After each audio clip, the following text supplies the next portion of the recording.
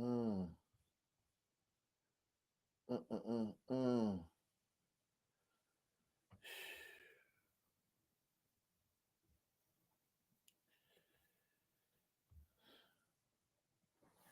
Can you hear me? Hit one if you can hear me. Hit one if you can hear me. One if you can hear me.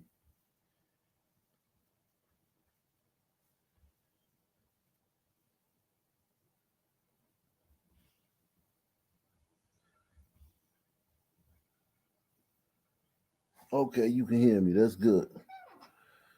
That's good. That's good. That's good. My damn microphone piece fell off, man.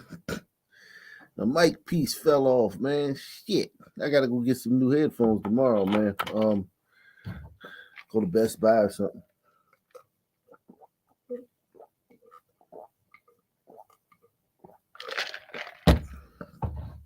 But I like these. I liked it. I liked it. Did these headphones? I had liked it. Did these? Uh,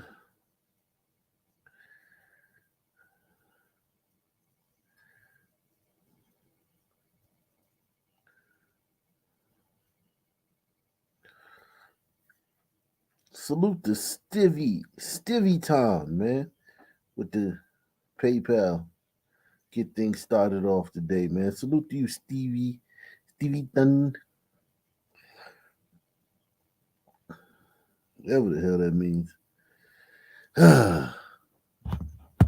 Mount up, huh? Yeah, man. Regulators, mount up.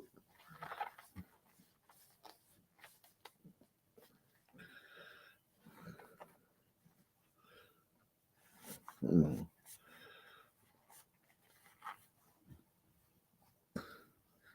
Salute to my man Tracy Jones, man. Ock Nation All Star, man. Tracy Jones in the building. Oh,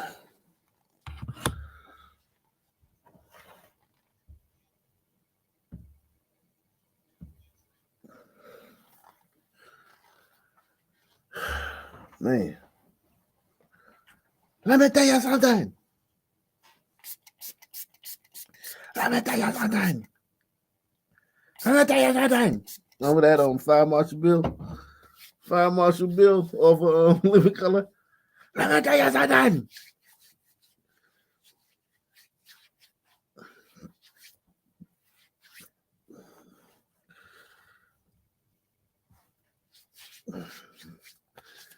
Oh, man.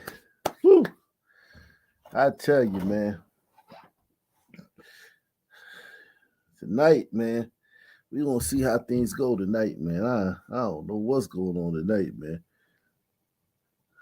See if my daughter is asleep. I don't know if she's gonna. Let me drop the link, man. Let me drop the link, man.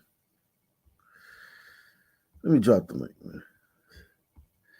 Tonight's the People's Show, man.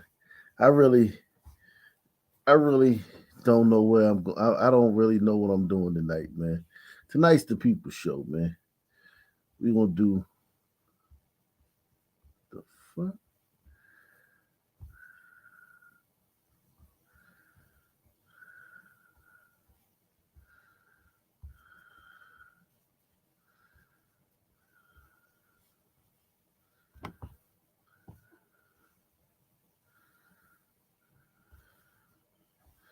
Tonight is the People's Show, man. I'm gonna have to do some polls tonight. Tonight.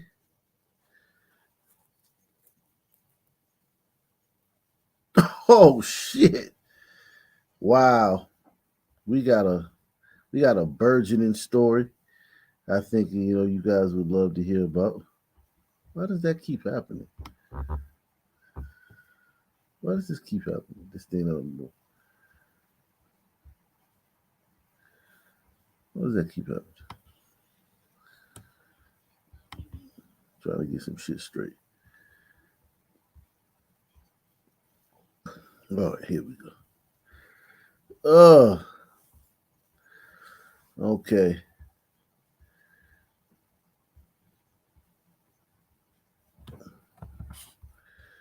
Uh,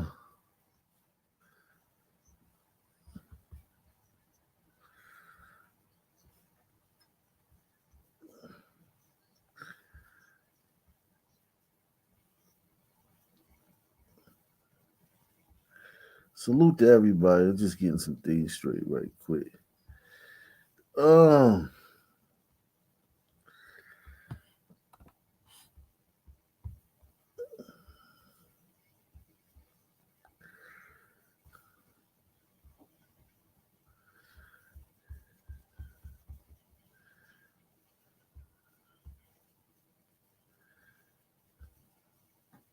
okay.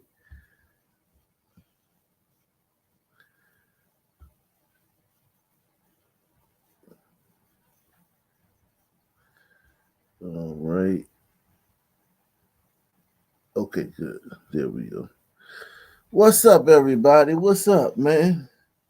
Salute to SC Talk, man. Tar Heels. Oh, man. Salute, Ock. Nobody brings it harder. Night in and night out, bro. Yeah, we're going to try to make it down your way, man. We try to make it down your way, man. Kakalaka, man. We're going to go to Kakalaka today. One of them. Maryam, the lovely Maryam says, it's my birthday. And she loves the new song. Well, listen, Mary.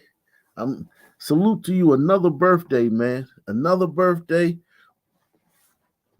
Um, make sure you have a great time, man. Enjoy, reflect, appreciate, you know, reflect and appreciate, man. That's the best thing to do on a birthday, man. Everybody wants to party. Partying is cool, but reflecting and appreciating, man. Um, yeah, man. The song is definitely I got a good feeling about this song. I think this song's gonna do big things, man. Big things, man. This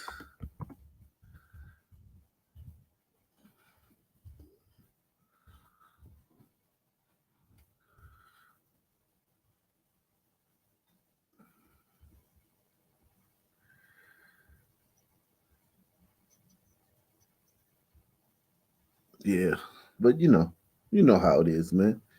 You know how it is, man. Just gotta take it one day at a time, man. Gotta take it one day at a time, man.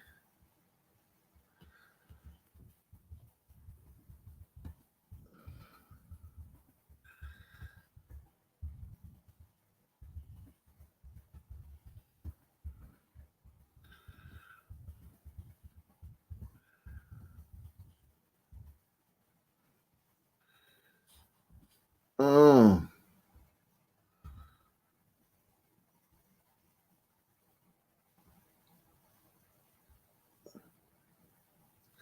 oh shit, dang. Let me hold on. Let me switch over. Hold on, let me do this thing. A lot going on, man. Eee.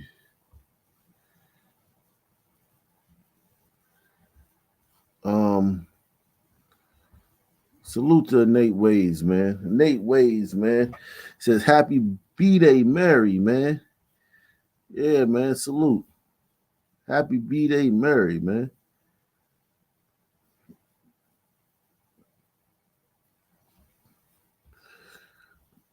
Happy birthday to Mary. Mary is blessed with another.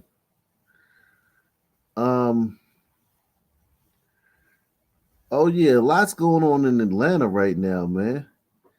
I didn't even know all this was going on in Atlanta. But Atlanta's turning into quite the war zone right now as far as with these gliders, man. We were looking for glider stand And it was in Atlanta all this time, man. We were looking for Gladystan, and it was in Atlanta all this time. Ain't that a motherfucker? We were looking for Gladystan all this time, and it was in Atlanta.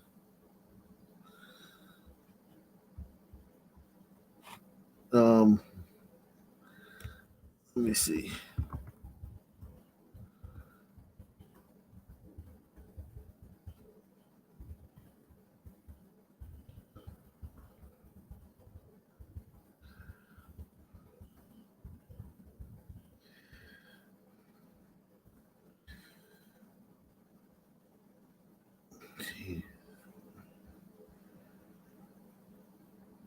All right, finally got that done. That took a while.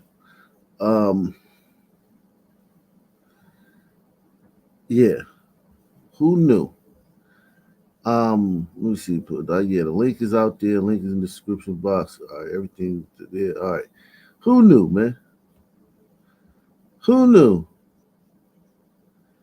Who knew that Gladystan was in Atlanta all this time, man? Find you and we will arrest you and you will be held accountable. And anyone that attempts to break the peace and the security of Atlanta, Georgia, will be held accountable. Tonight, Atlanta's mayor and police chief take a stand against violent protests, saying they have no place in our city. Thank you so much for keeping up with us here at Atlanta News First. We have been keeping a close eye on this breaking news out of downtown Atlanta, damage and destruction in the city as what started as a peaceful protest. It escalated into chaos. This is a look at the aftermath and some of the scenes that were in downtown. Protesters gathered at Underground Atlanta, showing support for the person shot and killed Wednesday by law enforcement officials at the Atlanta Police Department's Public Safety Training Center. Things quickly turned violent. Atlanta News First reporter Yasmina Alston was live in downtown Atlanta when this was all transpiring. Yasmina, when you were out there, that's really when it was hitting very close to home. So many people were in the streets. Yeah, Tori, what I can tell you is that this all happened very quickly. Like you mentioned, we were there at the peaceful protest at Underground Atlanta. That was at 5 o'clock. But I can tell you that once the group started marching, it grew much bigger and much more violent. Faith and our police officers have resolved disruptions downtown from this evening. Peaceful protests quickly turned violent in downtown Atlanta. Hundreds marched down Peachtree Street, some shattering business windows and doors. Atlanta police cruisers set on fire. Officials say as a result, 6 were arrested. We will protect the First Amendment rights of every citizen, and we will stop lawlessness wherever it may occur in Atlanta. And we were prepared tonight for both of those eventualities. A smaller group initially gathered at Underground Atlanta to protest the building of a public safety training center. Through a movement called Stop Cop City, they spoke out peacefully. Primarily, it's to stop Cop City and to defend the Atlanta forest. Recently, activist Manuel Terran. Why are these people? Why are these gliders protesting? Cop City is a training facility. Police are domestic terrorists. Stop Cop City now. Defund the police. They're trying to build a training facility out there in Atlanta, and these gliders are bitching about it.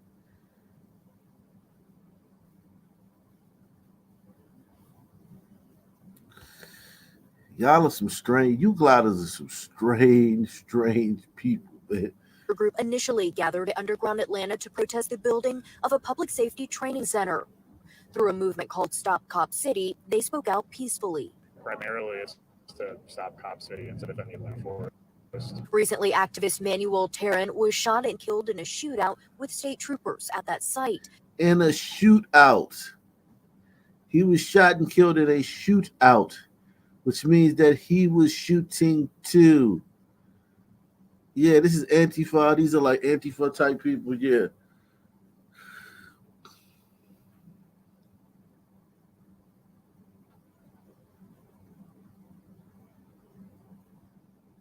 Yeah, you killed that guy, man. Fuck this guy. Manuel Terran was shot and killed in a shootout with state troopers at that site. A trooper was also shot. Police say it's a smaller group of individuals who caused the chaos that later happened. People enjoying their evening were shocked by what they saw. People just destroying, just not obeying the law and just doing things so aggressively. Like, you trying to make a point, that's not the way you do it, you know? You can do anything. You can get with people who write laws, you can get with lobbyists. There's ways to go about this. This is not the way. And the police chief also mentioned that the arrests we've seen in the past, most often the people were not even from this area or from this state. Tonight, we are still working to learn more about the 6 that were arrested this evening. The good news is the police chief did say that no one was hurt during the protest tonight. Tori. All right, thank you, Yasmina. And that's a total of several different protesters that have been arrested. 5 earlier this week, and now additional protesters again tonight arrested. Right, we'll keep a close eye on that. Fuck those people, man. I don't even care about that. Those fucking Antifa people, they're fucking morons, man. Those people are fucking morons.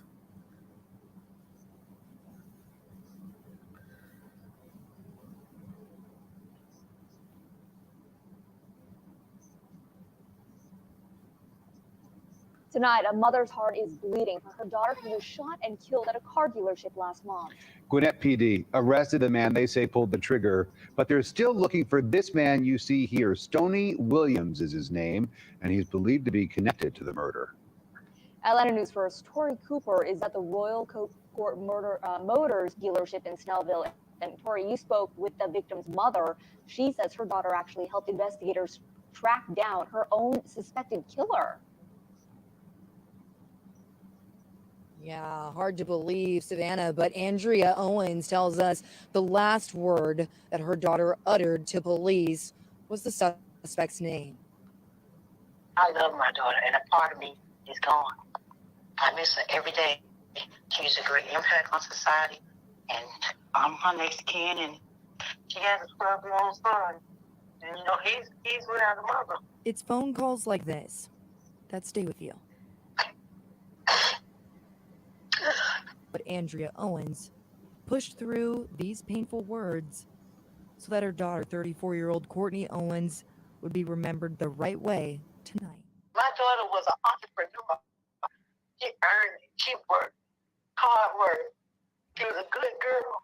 Last month, Courtney stopped by her Royal Motors used car dealership that she built from the ground up to finish up some work.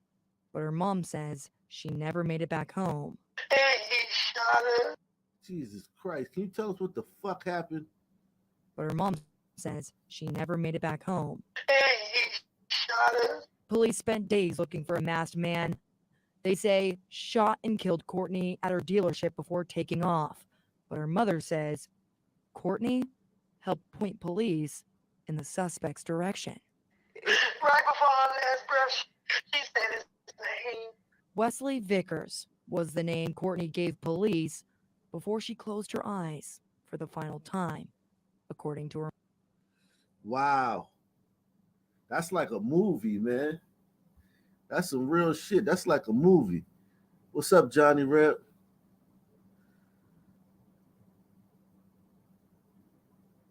Okay.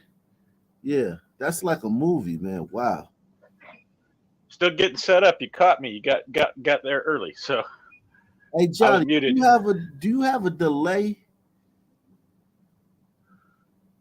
Not particularly, but I was moving things around, so I was muted. I didn't want to. No. I'm talking about like normally on your microphone or something.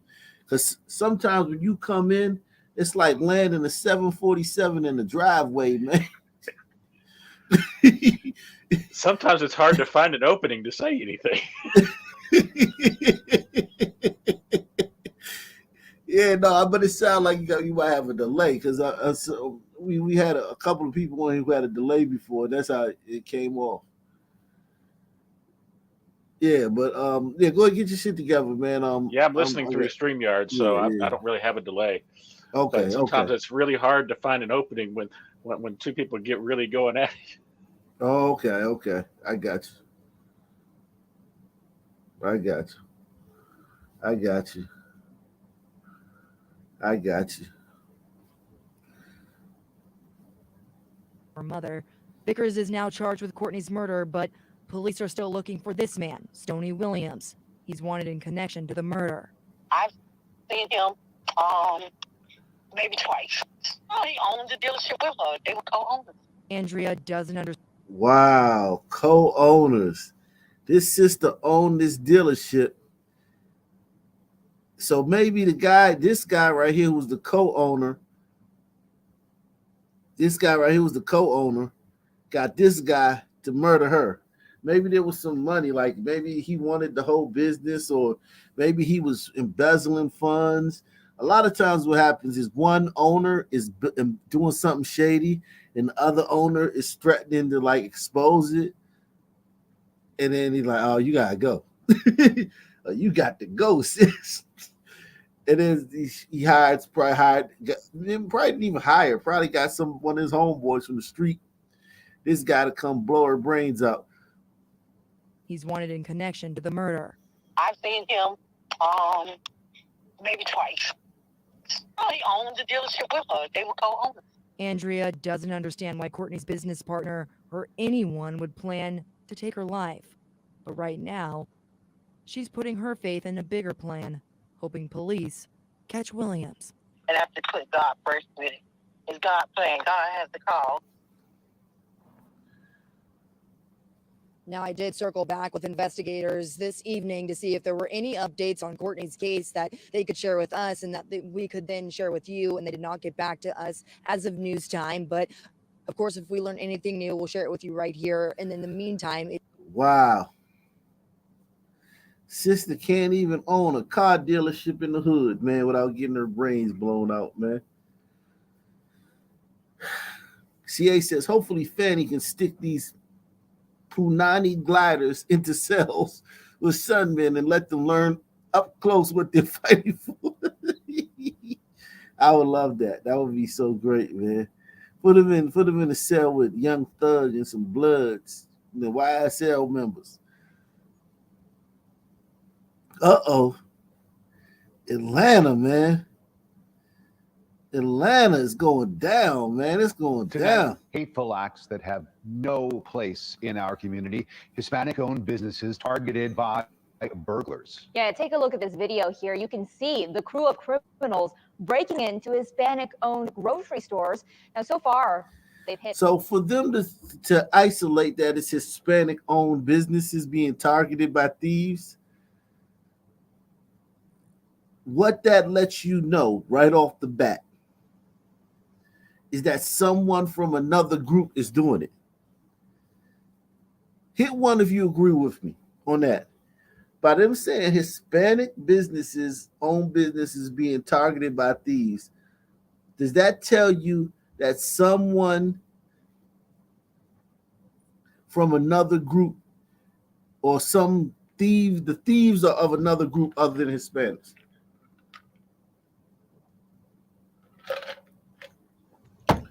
That certainly suggests it. Who thinks that these were white guys targeting Hispanic-owned businesses? Like our friend Barry Patel's. I remember our friend in Houston who got shot while he was targeting a Hispanic-owned business. Yeah, man. What was his name? Washington?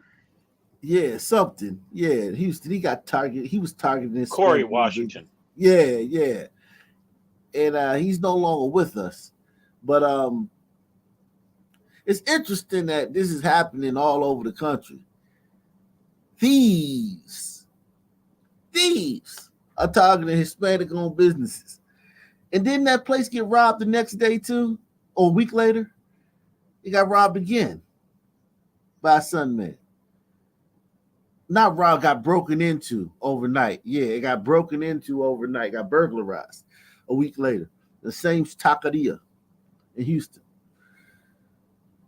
Thieves are just targeting Hispanic businesses, man. Let's see if they tell us what kind of thieves these are, man. Yeah, take a look at this video here. You can see the crew of criminals breaking into Hispanic owned grocery stores. Now, so far, they've hit 4 stores spanning 3 counties. Don Shipman is live in Kennesaw tonight. And Don, police want the Hispanic community here to be on the lookout. I don't think you want that. Not the way that last one is, man. You don't want them looking out. They do, and the people who work here, they are scared, and it's because the tactics of these burglars are basically escalating by one as they break into these stores, now up to 4. I want you to take a look right here because we're outside this grocery store here. It's a Supermercado La Villa grocery store along Cobb Parkway. Oh, shit, it's crackling. Farfig Nugan, man. Got a little bit of crackling. It's not bad skipping though.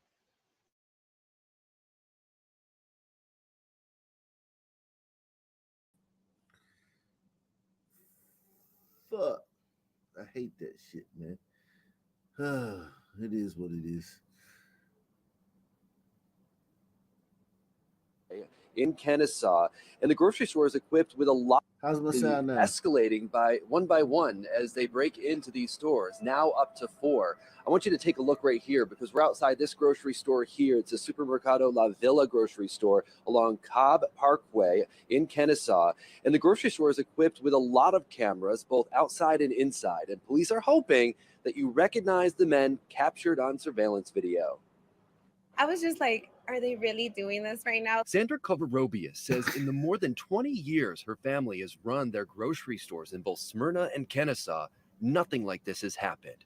Thieves. In 20 years of running their grocery stores in both this city and that city, nothing like this has ever happened before. The expanding state of crime. Yeah, man. In 20 years, her family has run their grocery stores in both Smyrna and Kennesaw. Nothing like this has happened. Thieves caught on camera burglarizing their stores. Pretty disappointing because it's like it seems that they are in the Hispanic culture as well. And it's just like, why do it? You know, we all sacrifice something to be in business. We work hard. This is not the first time that this crew has done this. Kennesaw police say the same group of 4 men in a dark-colored Dodge Ram truck These don't look like Hispanics, but they're in the Dodge Ram, so maybe. Breaking into Hispanic grocery stores across the metro. So far, police linking them to 4 burglaries in 3 different counties. In the Smyrna case, which is the first one that we know of, this crew attempted to break into the grocery store and it set off the alarm system, which scared them off. About a month later in Cherokee County, the sheriff's office says men with the same description cut through metal to break into a Hispanic grocery store on Highway 92. Cut through metal? Yeah, this might be this might be on Britos, man. This might be on Britos. They managed to. What you think? I think it's a lot of effort for the Sunman. Yeah, unless he just happened to find the tools in that room wherever he broke into in order to get into there. I still, even if he found the tools, man, they ain't gonna do that. Some man ain't doing this, man. To get away with $2,500 in coins.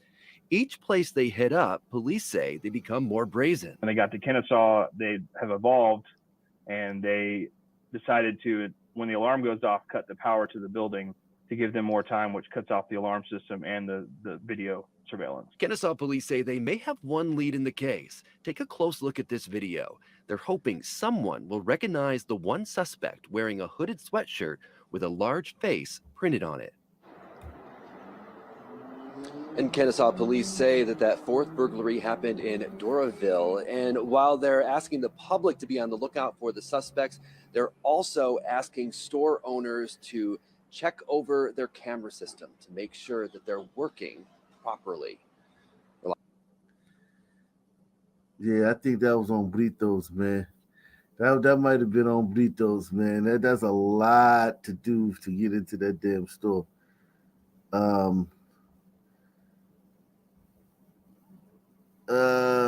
Yeah, let me start doing the stories that I found, man. We start running down the list, man.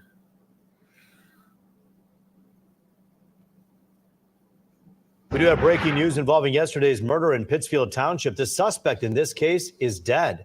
Pittsfield Township police say Michael Alinsky was found dead in Clare, Michigan from a self-inflicted gunshot wound. Alinsky was wanted in the fatal shooting of Andrea Grant. Her body was found Thursday morning in her vehicle at an industrial park off of Plaza Drive. Investigators believe the two did know each other. A motive tonight is not known. So this guy's like, I'm not going to jail to be some son man's boyfriend for the rest of my life. I'm not going to jail to be some son man's girlfriend. Let me change that. Girlfriend for the rest of my life. He said, I see you in hell, bitch. What's up, Blanco? Doing good. Just watched the football game. It's Hopped on over, here. right? Oh, yeah, man. The fucking Giants got whipped by the Eagles, Good, which good, was good. expected. But, Yeah, I mean, it good. was bad. No, I saw some of it. What's But, up, yeah, my man, homie, this guy felt bad about offing his girlfriend. Yeah, he's like, fuck it, I can't do this time, man. That's a lot of time, man. He was never gonna get out for the rest of his life. He's an old guy. He's probably like, fuck it. I'm gonna whack myself. You know, get out of here. Tonight is not known. We start with a TV20 News update on the 18-month-old who is in the hospital after being abused. The mother of the child is now in jail, facing child neglect and failing to report child abuse charges. Gainesville police officers arrested 19-year-old Jemiah Young last night. Officers say the man behind bars on several counts of child abuse, 19-year-old Justin Shavers, told Young her baby was hurt and sent her pictures. They say Young told Shavers not to get the help for the child because she knew the police would be called, and asked Shavers, how am I supposed to hide the evidence from them? TV20's Alexis Goings. Wow. These sisters are rough, man. My only God. question is, who did the abuse? Yeah, I mean, yeah, it's just real confusing, man. Who actually did the abuse? That's interesting, man. Police officers arrested 19-year-old Jemiah Young last night. Officers say the man behind bars on several counts of child abuse, 19-year-old Justin Shavers, told Young her baby was hurt and sent her pictures. They say Young told Shavers not to get the help for the child because she knew the police would be called, and asked Shavers, how am I supposed to hide the evidence from them? TV20's Alexis Goings has reaction from neighbors and a child care worker. And y'all don't want gliders around. Y'all don't want glider society. Let me put it like that, because there's some idiot ass fucking gliders out here. But y'all don't want glider society. Because if this was just Sun Society, there would be nobody checking up on that baby. There would be nothing. Well, I mean, in Africa, you had the babies ground up with a pestle and a mortar because their teeth came in wrong, right? So First, no, if your top teeth came in before your bottom teeth, then they ground you up in mortar, in a pestle mortar.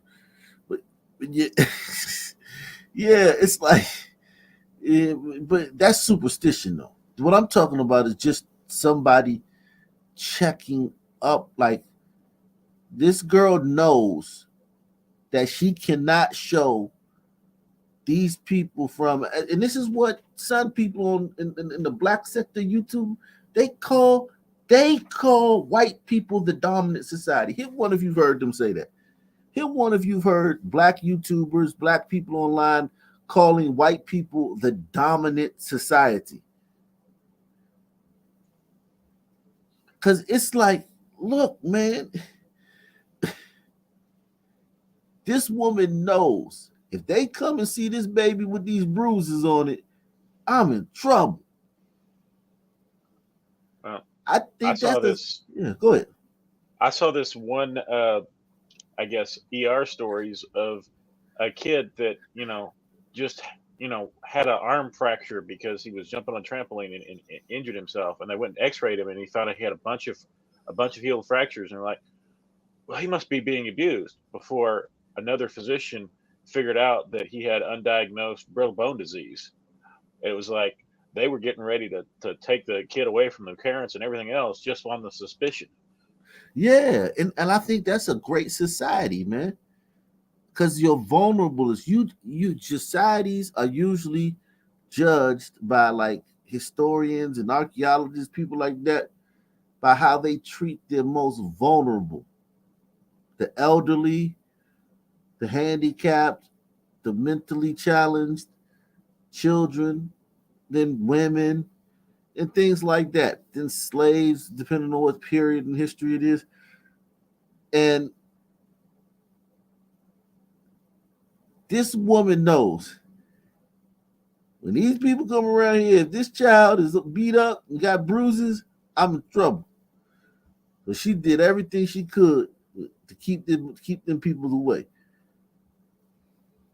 Police officers arrested 19-year-old Jemiah Young last night. Officers say the man behind bars on several counts of child abuse, 19-year-old Justin Shavers, told Young her baby was hurt and sent her pictures. They say Young told Shavers not to get the help for the child because she knew the police would be called, and asked Shavers, "How am I supposed to hide the evidence from them?"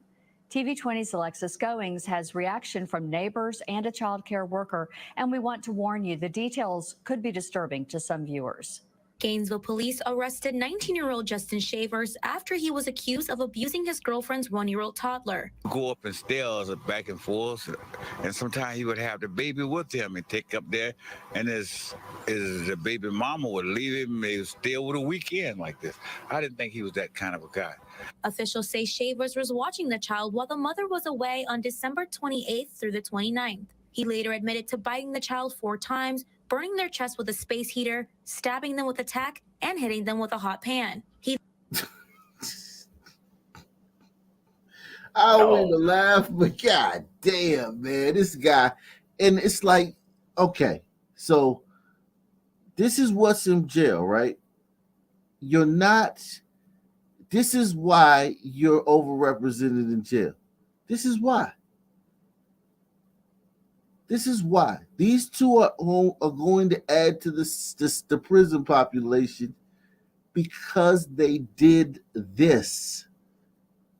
No one made him do that. There's no, listen, man, I got a 2-year-old.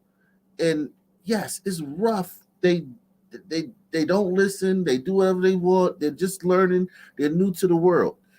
But that's my 2-year-old. That little baby was not his. It was hers. And they've done studies when it's not the father, the abuse levels go through the roof when it's not the father.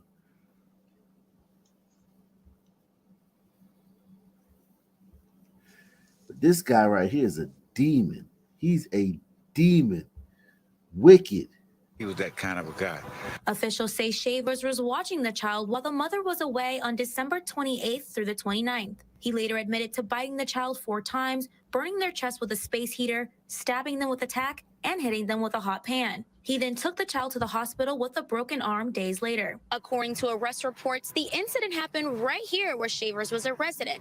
And some of his neighbors I spoke to say they saw him days after the incident happened, and he seemed completely normal. A man who lives 2 doors down from Shavers at Sunrise Inn resident apartment says he saw him at a New Year's party. Hanging out downstairs with them, like everything was okay, but I kind of like wondered right there, but then they found out the whole time he was down there, the baby was upstairs, so we were going back and forth. We ain't know nothing about this. Small World daycare operator says there are many factors that cause people to abuse children. A lot of it is financial insecurity, poverty, racial issues. There's so many things that lead. He said, and here come the plethora of excuses. Did you hear him say racial issues? Listen to this. Racial issues. What racial issue makes you fucking poke a fucking baby with a tack and burn him in the chest with a space heater and slap him with a fucking hot pan? What about white supremacy makes you do that? That a young baby would eventually become threatening to him in the future. Probably fucking kill him.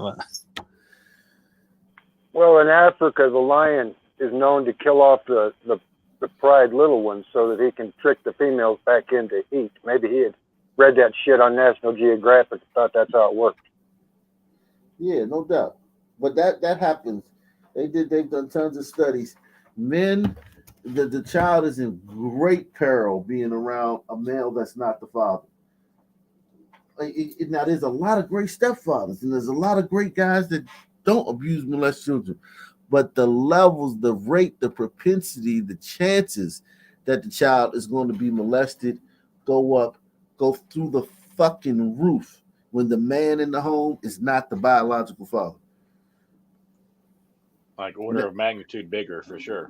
Exactly. And when you go and it's all across the board, verbal abuse, mental abuse, psychological abuse, physical abuse, is all forms of abuse go through the roof when the man in the home is not the child's father. What's up, CA? What's going on? Hi. How you doing? What you got? The floor is yours, man.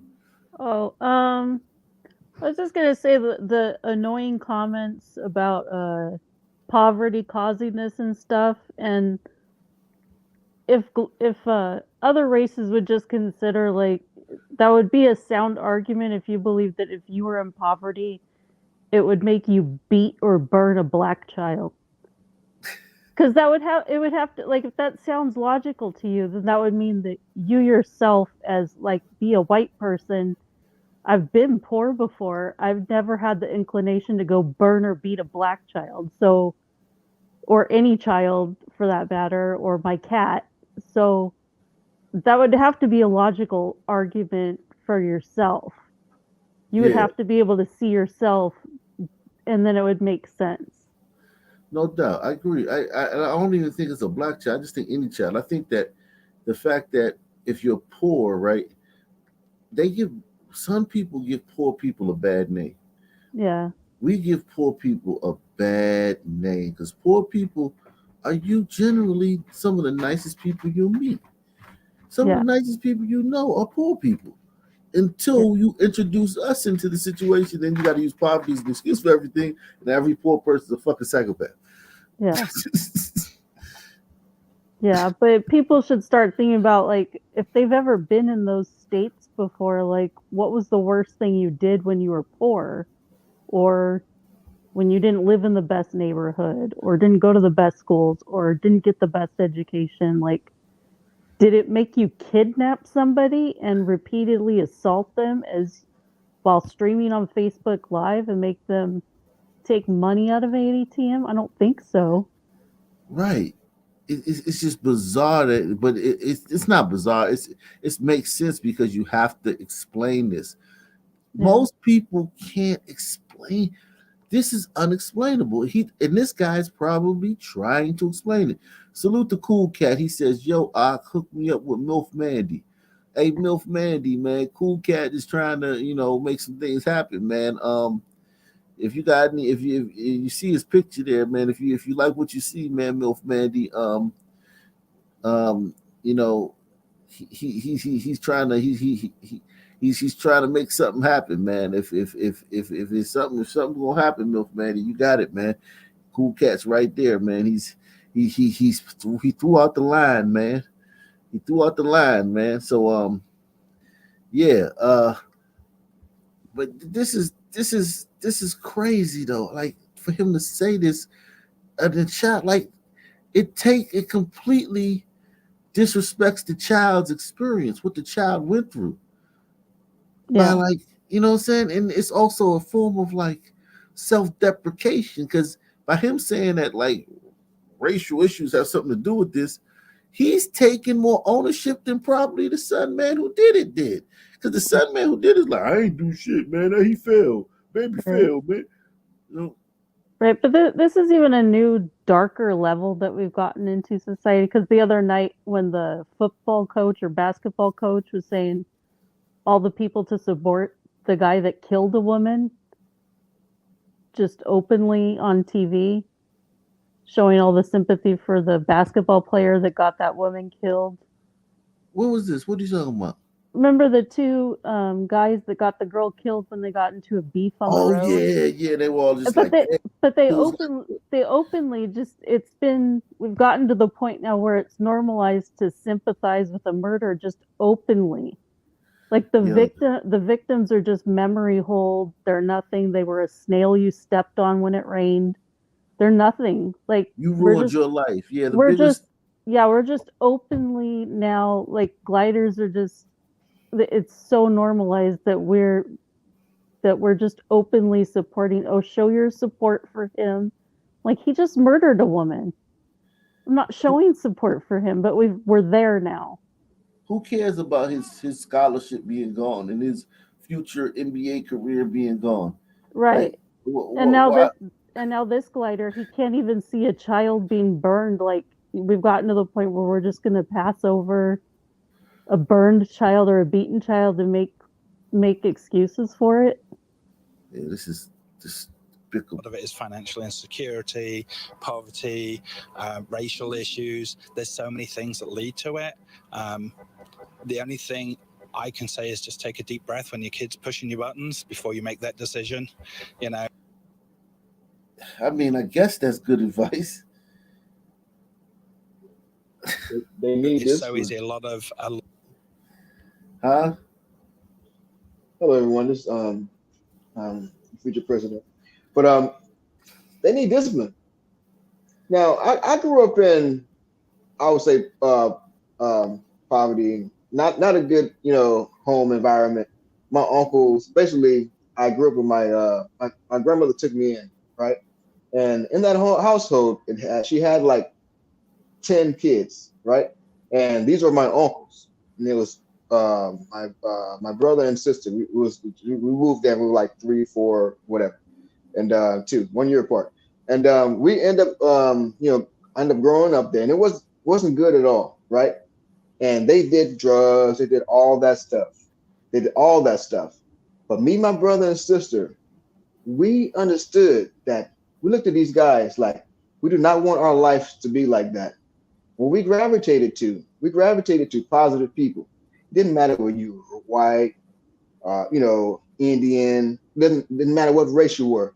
And this is in high school, in throughout school, throughout the the neighborhood, whatever. We knew that we did not want to be like our family, and somehow we made it through, and I came all the way up here to the DC. Now I'm working for the DOD. My brother is a firefighter. My other sister, she works for DOD too as well. But the whole point is this: we knew not to do that. And I don't want to harm anyone. I don't want to do anything to anyone. That never crosses my mind. You said poverty isn't an excuse. That's basically what you're saying. It's not. Yeah. It's not.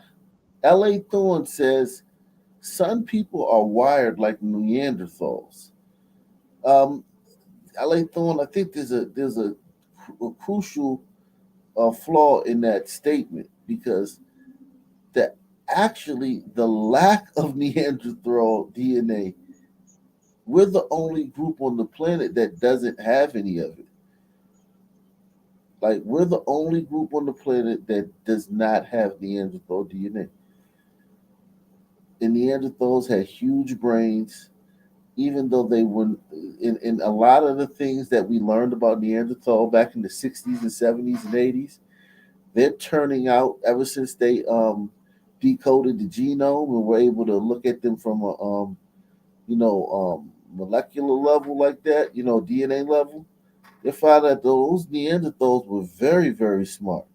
They just got absorbed by us. We were just better at this game than they were, but they weren't like ooga booga like we've learned in the past. They were very smart, and they had huge brains.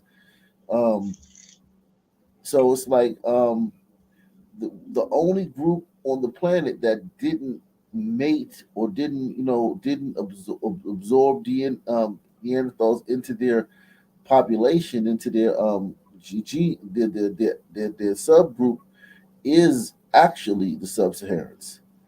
So the lack of Neanderthal blood is actually our problem. What do you think about that, Johnny?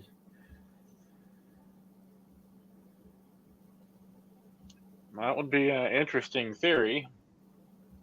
I mean, the Neanderthals did survive for hundreds of thousands of years, if you believe the archaeological record. Yeah, But yeah, I get what you're saying though, LA Thorne. I understand what you're saying. You're basically saying we're primitive. And it says it takes a conscious effort to reject that wiring. I have no sympathy for the some people who face the law. Yeah, I mean, the Well, only the sympathy. Neanderthals weren't actually violent. They just had strict male and female gender roles. They didn't fight each other at all. They lived in small groups and cooperated with each other. Yeah, cooperation. That's something that we could have used that. But, we getting the Neanderthal blood in our system now through mixing with other groups. But yeah, I do have sympathy for some people because some people are operating in a system that is just foreign to their nature. None of this stuff speaks to our nature. None of these mores, none of these values, none of these institutions are anything that we would have created on our own. So we don't understand them on a molecular, on a base level. We don't understand these institutions.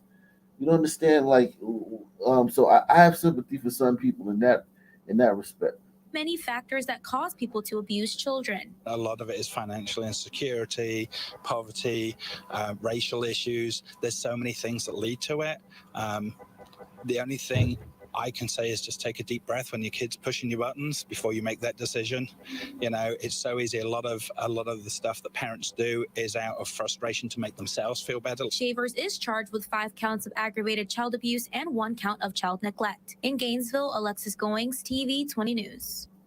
New tonight, young people and community leaders in the Sunnyside neighborhood are raising awareness about crime.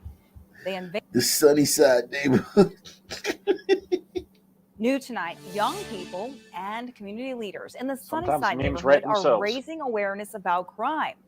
They unveiled a Stop the Violence mural at Worthing High School. Brittany Ford has more on the impact they're hoping this will have. South Acres, Hurstville Road. I grew up there literally all my life. Feeling a sense of safety is something 16-year-old Caitlin Garner hasn't always had. It was like a routine, going in the hallway, getting on the floor, or making sure we was away from windows just in case a stray bullet comes. Growing up in Sunnyside. A future BLM activist and anti-race activist, the future goddamn, he will be a pain. She'll be a thorn in Glider America's sides for the rest If that of her was life. truly happening, that girl's mother should have fucking moved. Yeah, but it's moved not where? Yes, yeah, It's everywhere. Exactly. That shit don't happen where I live. Now I looked it up today just so Are you welcoming again us? have something to fucking say. It was 0.8%. Hold on, Not even Wyoming man. not even 1%. Wyoming man, From are that. you putting out the red carpet? Are you welcoming us to Wisconsin in droves? I mean, Right. to Wyoming in droves? Yes, they got a fucking brain. They're welcome. Okay, We had cool. savages out here once. We had some evil fucking badass savages that were wicked ass warriors. It was called Cowboys and Indians. It didn't turn out well for them. I guess we'll play Cowboys and Homeboys next. Okay, we'll be out there, man. I'll put the word out. What's up, fisherman, man? How goes it? I don't know if Sunmen can handle those 40-mile-an-hour winds at negative 20 degrees, feeling like negative 70. They'll be fine. Yeah. Free Well, we shit, were they'll 50 show below up. without the wind a couple weeks ago. They'll either learn to live with it or die, I guess. Either one's fine. Hey, No, listen, your man. tax dollars will take care of them. Don't worry about it. Yeah, I mean, you gotta understand too, like North Face coats and Columbia jackets and what's that one from Canada? The Canada one that they Canada Goose. Yeah, they killing over those all the time. Yeah, we'll be fine, man. Trust me, man. Well, We'll be fine. if you import them, it's not the parents there that you have to worry about. It's the next generation there that feel entitled and just go out and start committing crime. It's not the Yeah. parents that are the problem generally. Exactly. Without a doubt. That's a great point. That's a great It's point. also the parent's duty to instill in that child rules, right. punishment, values, exactly. Yeah, The and that value ain't of a happening, human and life. it ain't gonna start happening. They To don't know trade the your own rules life for a themselves, so how are they going to $25 teach other television people? on a break-in is not a good trade. They don't care. Yeah. It's like he doesn't get that. Like Captain fucking Obvious. Okay. Yeah, you Like I can don't tell, invite I can them tell Wyoming guy has never been around black people. don't invite us until you get an understanding. Like like don't invite us He's yet. using like glider reason and logic. He's like, if I tell them how to live, it'll work and it'll all be fine. You're fucking stupid. Yeah, but it doesn't work like that, Wyoming man. And I mean, it just doesn't. Like it doesn't work like that. But this woman right here, this woman is going to grow up to be a pain in glider.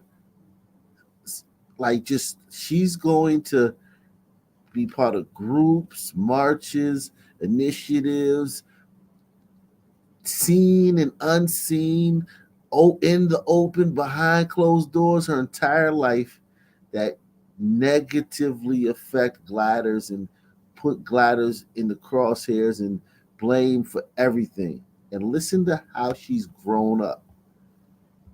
New tonight, young people and community leaders in the Sunnyside neighborhood are raising awareness about crime. They unveiled a Stop the Violence mural at Worthing High School. Brittany Ford has more on the impact they're hoping this will have. South Acres, Hartsville Road. I grew up there literally all my life. Feeling a sense of safety is something 16-year-old Caitlin Garner hasn't always had.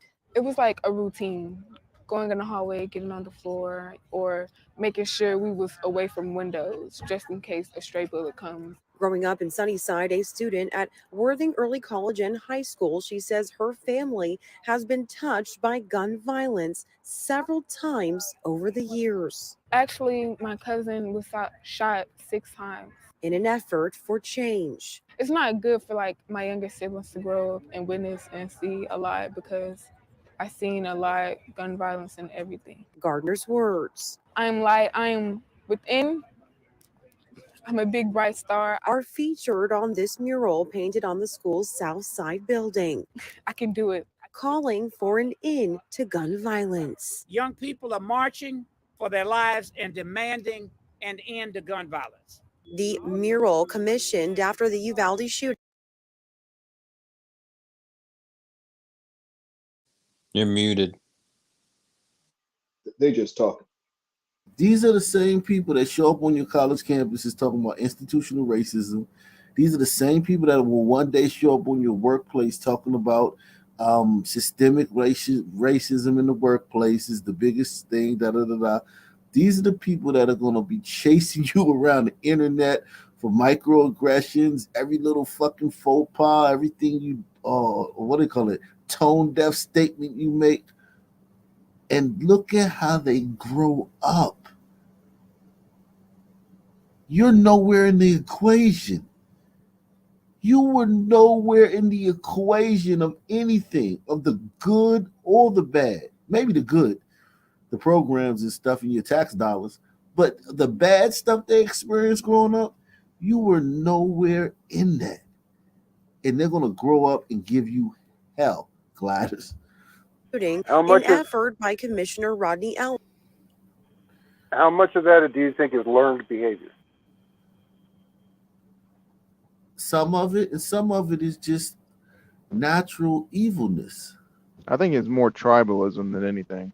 Yeah, it's the tribalism, the evilness of like tribalism of like that group over there is not like us. So and the method by which we're going to destroy them is what's socially acceptable. Exactly.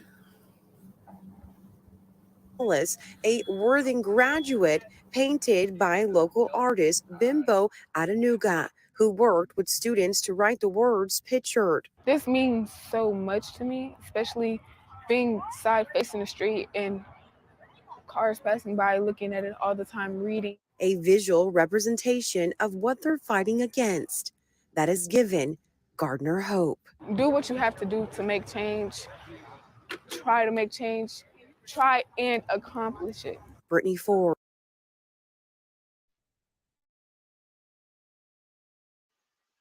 I think you muted. I'm sure that little girl means well. Yeah, she does. But I'm sure she does, but she's still going to show up on a college campus not talking about any of this, talking about her past as if she was being chased around the countryside by the KKK. Her new story when she shows up on your workplace or your college campus will make you think she grew up chased around the countryside with pitchforks and torches by Klansmen. So Dilbert Gegg says Sunmen warriors maybe met Neanderthals, raped and murked them, killed off, but new hybrid. I don't know. Simon at History Debunked hinted at that. If some men had raped Neanderthals, then there would be, because one thing about the genome, one thing about when they decoded the genome, everything is there. Like on the DNA level, it would show up. It would show it. This hasn't showed. Now there's one group in Chad where it showed up in. One Sun group in Chad. It's an anomaly, but that's like out of a 10,000 tribes, one tribe out of 10,000 tribes. Like, but are those the Africans that are supposed to be the tiny hat people? No, you're talking about the cop. I don't know who you're talking about. Actually, let me say that I don't know who you're talking about. But the group in Chad that has some Neanderthal DNA in it. But listen, man. Yeah, maybe you're right. I don't know. Let's see. KHOU 11 News. Within the last hour, we learned that the San Francisco District Attorney's Office has issued an arrest warrant for the man who was seen on social media video spraying a homeless woman with a hose. DA Brooke Jenkins tweeting that a warrant for Collier Gwynn was issued following the police investigation and after reviewing all of the evidence. Now, here's the thing. Pasty Gliders have gone to his museum's Yelp and given him 1-star reviews and basically made so many phone calls and it's so much trouble for this guy that his museum is closed down. They shut down this guy's museum. They made this guy's life hell. But here's the problem. Those pasty liberals online that saw this and immediately went to destroy this guy's life. That woman every morning shits on his doorstep of his museum and harasses his customers throughout the day. So the real reason he had the hose is because every morning he has to come and hose away her defecation. She doesn't shit by that tree. She shits right on his doorstep every single day and sits right here and curses and begs and harasses his customers throughout the day. One day, he finally got upset and went out there while he was hosing her shit away. He turned the hose on her.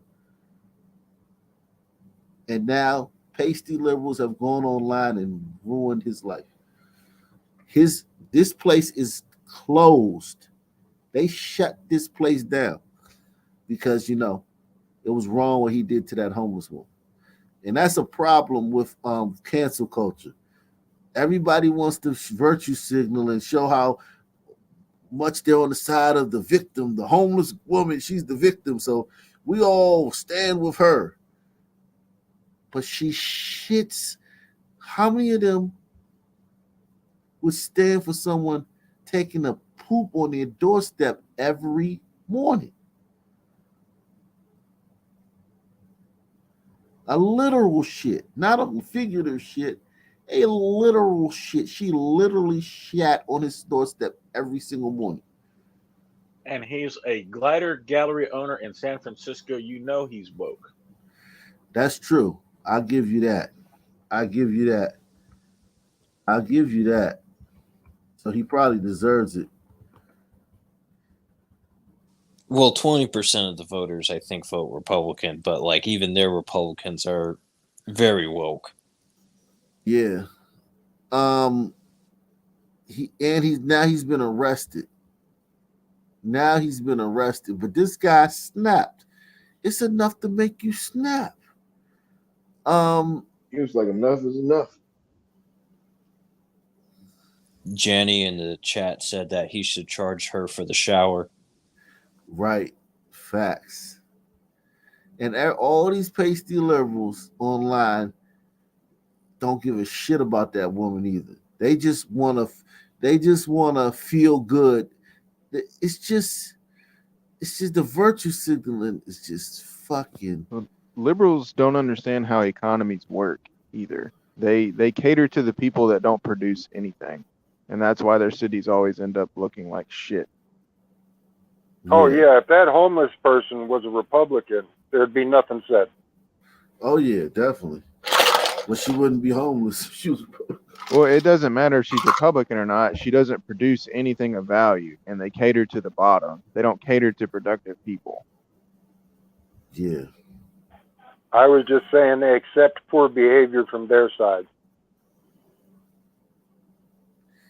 Yeah, neighbors were familiar with the woman and had heard her scream at night.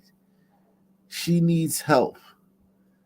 NAACP said this city has failed to have a comprehensive, responsible policy and practice dealing with homelessness.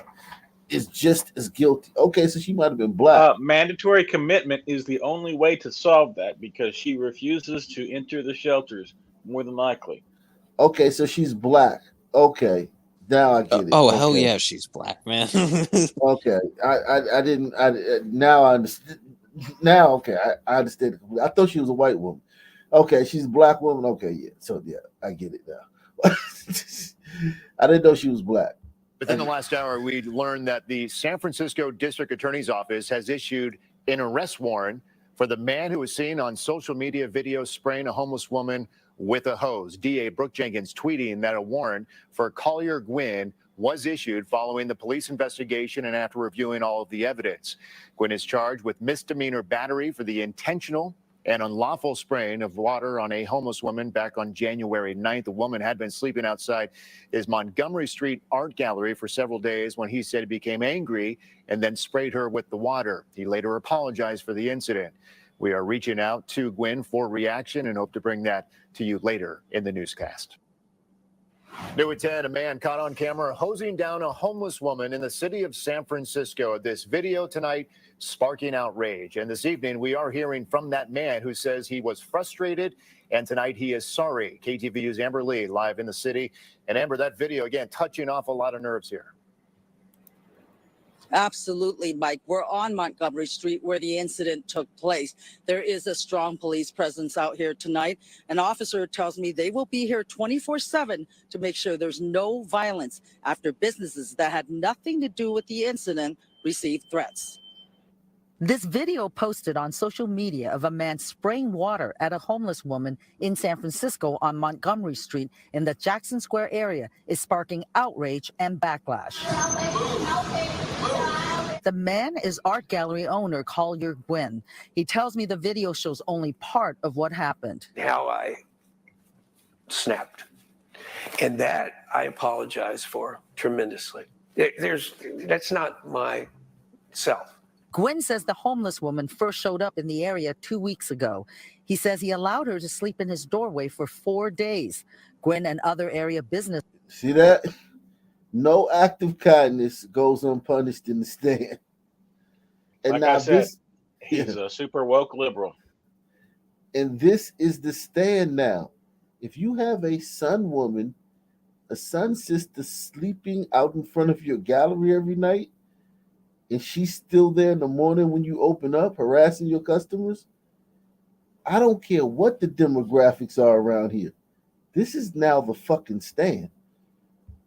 Business owners tell me they called police multiple times over her disruptive behavior and that they tried to get her help, but that she refused to leave and refused services. Pulling her hair, screaming, yelling. She's psychotic. She's hallucinating. On Monday morning, Gwen says he was cleaning the street with a hose and repeatedly asked her to move and became frustrated when she refused. I asked him if he was sorry his actions were caught on video or that he thought what he did was wrong. I'm totally sorry that I reacted where I tried to move her and did so in a way that was, not the right way. The notion of anybody He probably treating another asked her human being 10 like times that to on a- move before he actually ended up spraying her. That was, not the right way. The notion of anybody treating another human being like that on our streets is just gut-wrenching and horrible. Supervisor Aaron Peskin represents that district. He says the homeless woman is known to authorities and neighbors both here in this area and nearby North Beach. I've been in touch with the police. As far as I'm concerned, this is assault. The front door of Gwen's business was broken. He says it happened Tuesday afternoon and that it was backlash for spraying water on the homeless woman. He said, okay, so now what's worse? Somebody breaking the window on his business or him spraying a filthy homeless woman with some water? Which one is gut-wrenching? Because they cater to the bottom. Like, they don't care about business owners or employees or any of that. The bigger victim you are, the more you're contributing to society in the liberals' mind. Yeah. He says 3 men he doesn't know came to confront him. They smashed the window. I'm not surprised. I understand people get outraged when they see things like that. Supervisor Peskin But tells if a Sun man had socked this woman in her fucking chin from behind, crickets, and walked off laughing, those 3 men would have not approached that Sun man. police are investigating this matter. He says Gwen should face consequences for his actions. A fire department spokesman says a crisis response team on routine patrol was able to engage the homeless woman, which resulted in her accepting city services. Mike?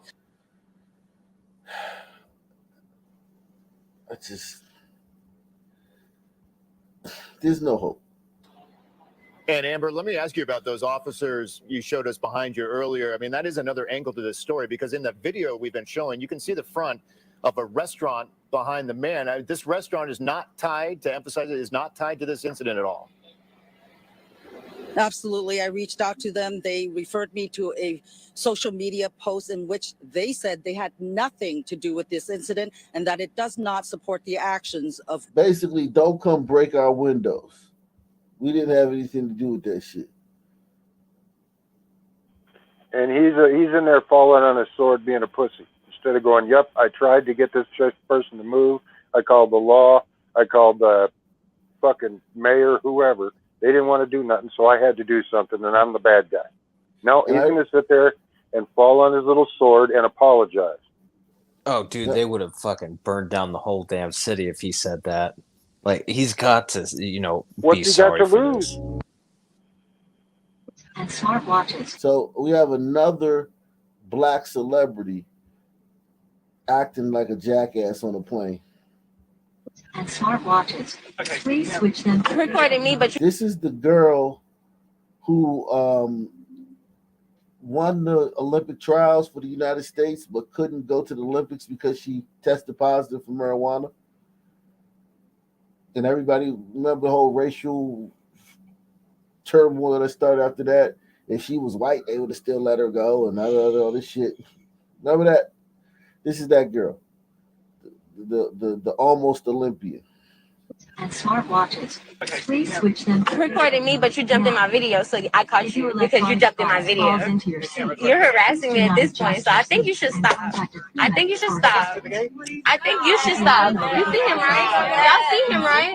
Y'all see him, right? Okay. Okay, but I'm sorry, it's not me. Talk to him. No, don't talk to me like that. I'm an adult. Do not talk to me like that. Do not talk to me like that. Tell him to stop. And we always got to remind you, I'm a grown ass man. I'm a grown ass woman. But you don't And act pull like the crowd for, oh, I got black girl magic because I've got the crowd behind me. no. Those people are telling her to shut the fuck up. Those people were mad at her because she's holding up the flight. She eventually got escorted off. You should stop. I think you should stop. You see him, right? Y'all see him, right? Y'all see him, right? Okay, but I'm sorry. It's not me. Talk to him. No, ma'am. Don't talk to me like that. I'm an adult. Do not talk to me like that. Do not talk to me like that. Tell him to stop. If you do not know what's going on, do not yell at me. You can stop recording. No, I'm not going to stop recording because I was making a video to myself. I'm going to not stop recording. And this video will show what you're doing. So I would appreciate. Who the fuck are you talking to, man? Thank you. Like, no.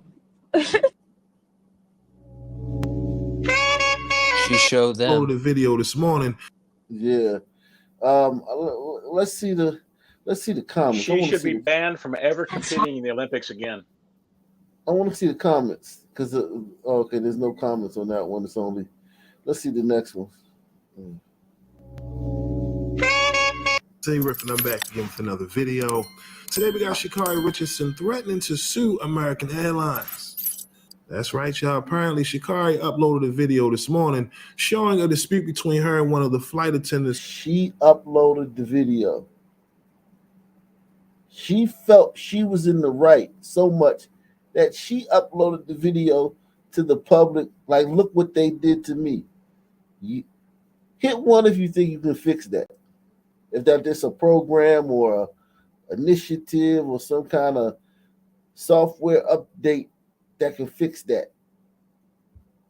On the plane, all right?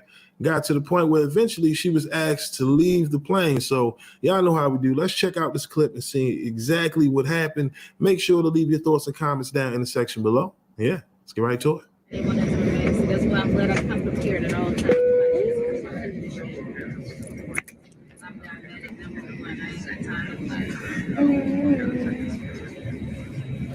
They didn't have to do that. They just wanted to do that. Exactly. They did that to all of us and stuff. They let other little people get away with bullshit. People just shut the hell up and mind his business. Right. And then, like I said, it was just the way he was talking to me. I said, I definitely would have listened to instructions, but the way he was talking to me was very unprofessional. And then I would have did the right thing, but the way you was talking to me. She said in her little Twitter thing, she says, "Tell me if I'll be wrong to pursue legal action against the airline at American Air. Not only did the man threaten me, but also an innocent bystander who simply just wanted a picture with me." In the beginning of the video, you can hear a Caucasian male state that he doesn't give a F as a man that male flight attendant is intimidating a woman. Simp. Salute to Nate Waves, man. I mean, listen, man, you cannot fix this. This is a problem where there's no solution to this. This type of rationale, reasoning. It's just who you are. Okay, we know she's a liar because who has ever been intimidated by a male flight person? And obviously from the video, she was talking shit to him. So she was obviously not intimidated by him. Also, and he wasn't responding in kind. He was keeping calm because you don't hear his voice at all. She's yelling over him all the time. So he kept his voice calm the whole time. Also, the captain not doing anything to help the situation. And this flight attendant has the applause when I exited the plane. When I'm pretty serious, the disrespect I received would not have happened if I was one of them. So if she was white, this wouldn't have happened. If she was white, this wouldn't have happened to her. Okay, so that's what she said. If she was white, this would not have happened. Tell that to Sydney Watson, who was wedged between two people over 300 on a three seat thing, and she's complaining to flight attendants, asking to be moved and not moved. A white woman. Well, I mean, white women get knocked out in the streets every day by some men they never met before. But yeah, anyway, this would have happened to her if she was white. This wouldn't have happened to her. One of them even stated, "Good luck with your ban. I see he took the time to do some research, but not stand up for what's right." So, American Air, this flight attendant name was John, and he refused to state his last name. However, him and the lady y'all see standing next to him looked me up. Also, if I see videos posted from this flight, watch. His hands were all in my face. He didn't dismiss that part. So if I'm getting off the plane, I feel like as a flight attendant, they need a better flight attendant. He need to get off too. They're not going to happen. But my point, I want you to make sure you do your report. Thank you, by the way. I'm missing my connection. We now got Oh, so you're worried about a connection. Oh, yeah. You're worried about a connection while a grown man is disrespecting me. Give a shit. You So she's still on the plane doing this, holding everyone up because they asked her to get off so they can't fly as long as she's on there. So she's gonna sit there and bitch with another sister on the fucking plane and hold everybody up until fucking the police come on there and escort her off. And the guy says, "I have a connection," and she says, "Well, but what about me being disrespected?" She thinks that her being disrespected means more to this guy than his connecting flight. Baker Fresh says, "We aren't too far from lawyers, activists, and local politicians saying these infectious zombies need health care. They need to go to public hospitals with masks and be around the elderly." Yeah, I mean, you talking about the homeless people? Yeah, they're gonna. That homeless stuff is big money, man. Big money. And these cities getting tons of money for these homeless people. Salute to David Park, man. Salute to David Park. Salute to you, bro. Yeah, there's no hope, man. When this is your celebrity cast, we saw Shannon Sharp at the game last night. We saw the black celebrities at the fight last week. We saw Odell Beckham on the plane last week. And now we see Miss Track America on the plane. Aqib Talib shooting up the Pee Wee game. Yeah, I mean, this blows holes in the poverty conversation we were talking about a little while ago. Look at how the wealthy ones act. better flight attendant. He need to get off too. They're not going to happen. But my point, I want you to make sure you do your report. Thank you, by the way. I'm missing my connection. We now got Oh, so you're worried about a connection. Oh, yeah. You're worried about a connection while a grown man is disrespecting me. Give a shit. You don't give a shit. So I don't give a shit. I didn't do anything. So, oh, Jesus. That guy who said, "I don't give a shit," if the internet finds out his name, he's gonna lose everything. What about you disrespecting him? Because you certainly disrespected him. He's a white heterosexual male, Johnny. Come on, Johnny. I've been Captain Obvious. That's a white heterosexual male right there. If I they know. I'm find just out countering his, her argument. oh, okay. But if they find out his name, just for saying "I don't give a shit," he's in trouble, Jack. So I don't give a shit. I didn't do anything. So, oh, Jesus. Because I'm selfish. Okay. Okay. Huh? Like a signature? Oh, I don't got no pen in there, mama.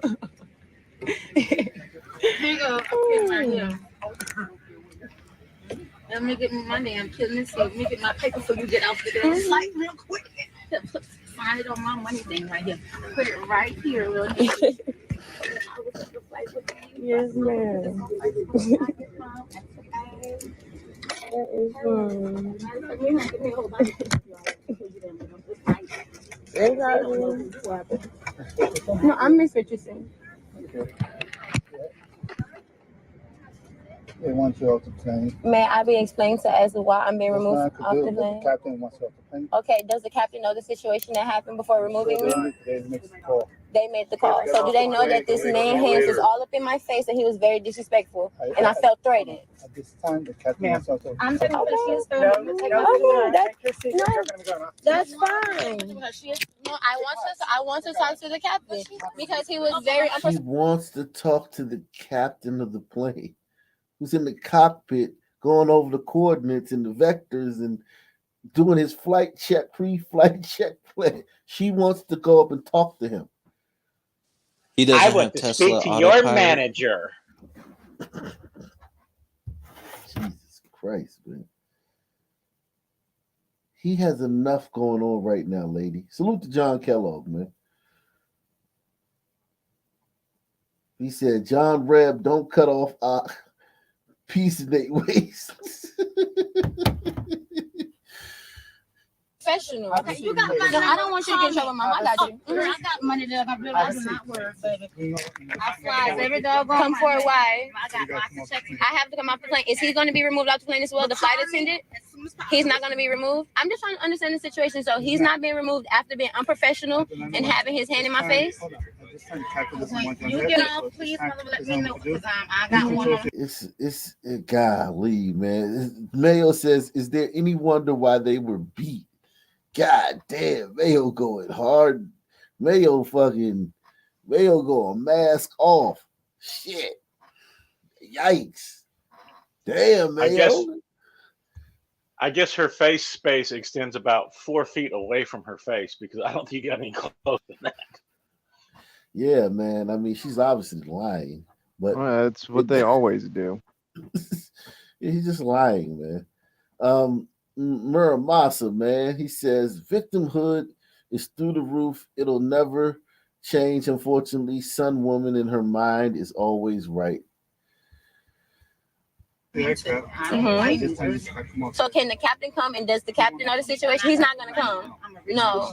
So I'm being removed off the plane without even being explained of why. Right. What's the name of that? What's his name? What's your name? No, but you jumped in my video. That's what started this whole thing. And the video shows you jumped in my video and invaded my privacy. So by of course we saw that she turned the video around and put it on him. But let's just say he got in the line sight of her video, right? That now gives her the right to act like a jackass.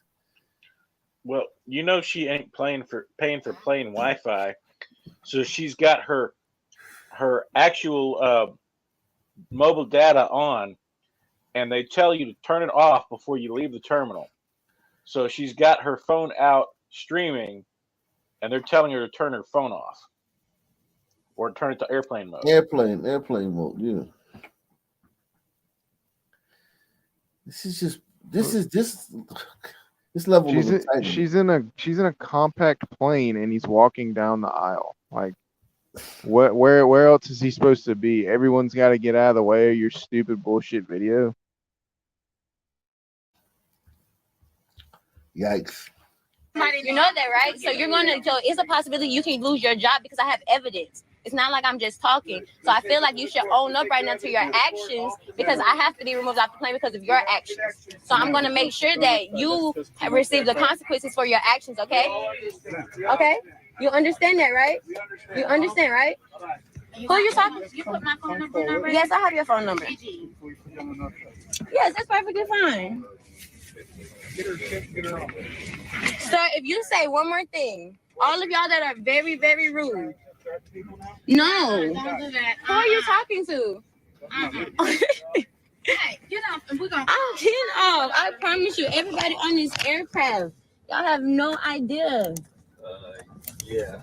Call me when you do get off her. Right? Yes, I am. Y'all have no idea. And I have the evidence, so I hope that you are okay with your actions. Bye, him. You want to make your flight so bad, but yeah, you don't understand integrity and being a decent person. You saw that, right? I saw you making a video. Oh my God. Okay. It was a video of my face and he jumped in it, but it's a video and y'all see it on social media because y'all have no idea who I am. So, okay, but it will. It will. Bye bye. And you're fat. What the fuck? Oh, thank you so much. And I'm still a superstar. What the fuck is your problem? You're a regular person. What the fuck? You know? Oh shit! I'm a superstar. You're a regular person. That was Oh my cold as shit, man. God. Jesus Christ. Well, Ike, it's not her fault. She's got she's got sun person syndrome of I'm entitled. She's got woman privilege of I'm entitled, and she's got celebrity privilege. I mean, she has to be catered to. Just But she's perfect. gay too. She's a lesbian. Well, Oh wow, that's the finished quadfecta. Forget it. Yeah. Yeah, she's a lesbian. If that dude was cold, he would have been like, "Hey, well, if it weren't for my people, you wouldn't be on no motherfucking plane. As far as I'm concerned, you haven't made it past running, bitch." I think we had canoes, river canoes. But we didn't paddle them. We had long sticks that touched the bottom and we propelled them by pushing at the bottom of the creek or river with long sticks. That's pretty good. Yeah, we had that. I mean, if she just wants to get shitty, it's like, all right, let's get shitty then. I mean, listen, man. A lot of these people are in trouble, man, on this plane, man. Like, it's that flight attendant is not out of the woods yet. Because I can buy a private plane, dumbass. That flight attendant is not out of the woods. I hope that he knows that. Let me just go to her to IG and show you guys some comments from this. So we got some comments. Protect our black queens. For the men on that plane not to stick up for her, y'all lame as fuck. I wouldn't stood up for my queen. I mean, I think he means I would have. And how many Sun women on that plane would stand up for her if they're preventing them from getting where they wanted to go? Good night, everyone. This one says, I could be wrong, but the recording over the speaker is asking everyone to put phones on airplane mode. Standard procedure on flights. If the flight is about to take off, yeah, stop recording. This one says, hold this L, American Airlines.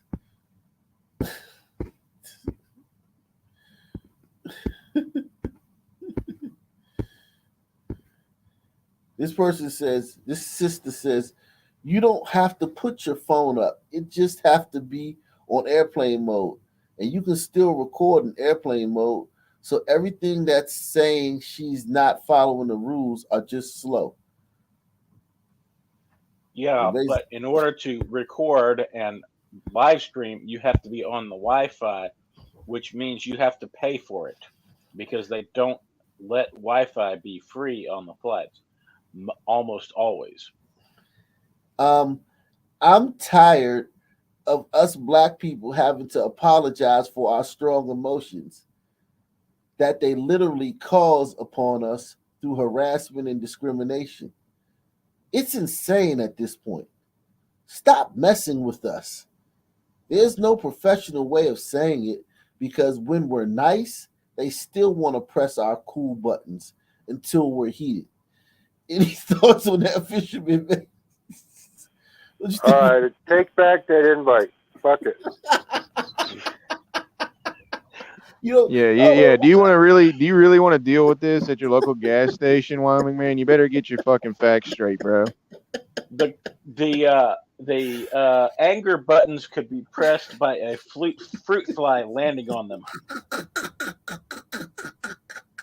It's like you ask a sun person to do anything at all, and it's just like harassment. There's 4 no AKs on the floor. Hit the $5 challenge, people. He needs Yeah, medical man. help. let me. I'm gonna leave this right here for y'all. Let me go get some water, man.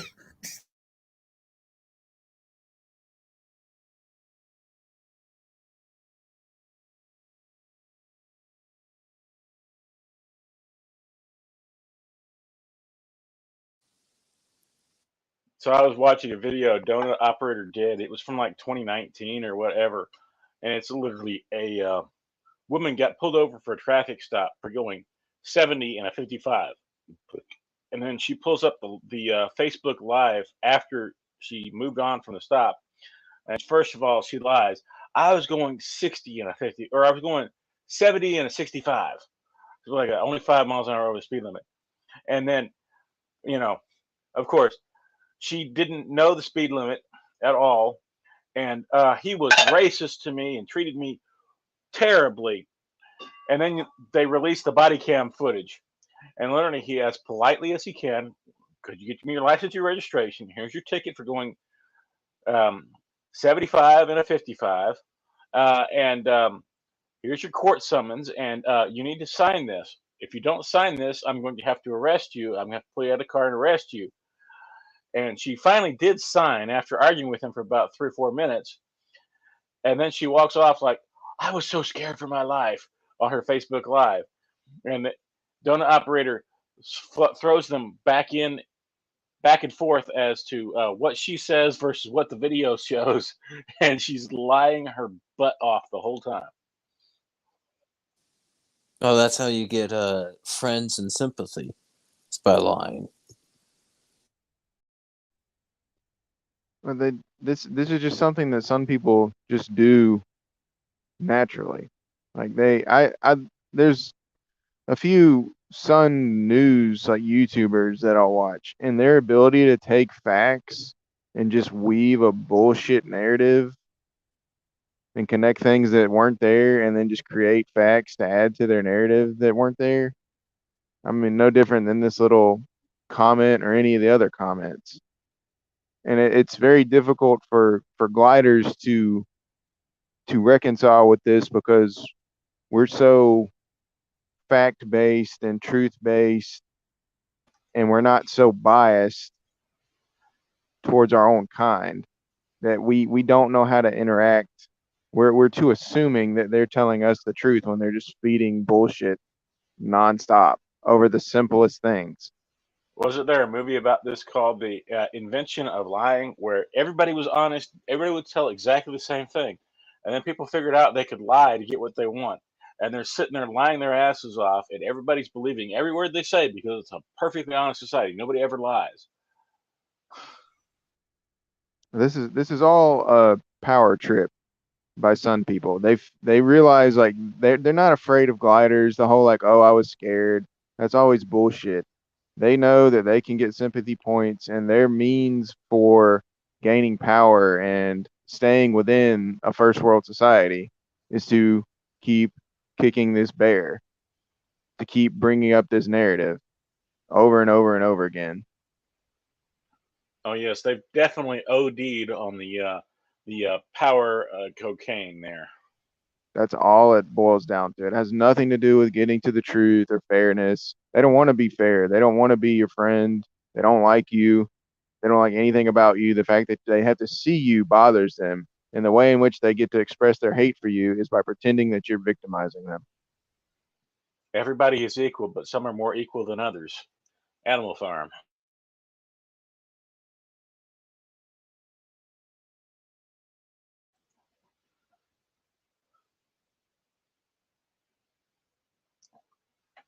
You see anything else happening out there tonight?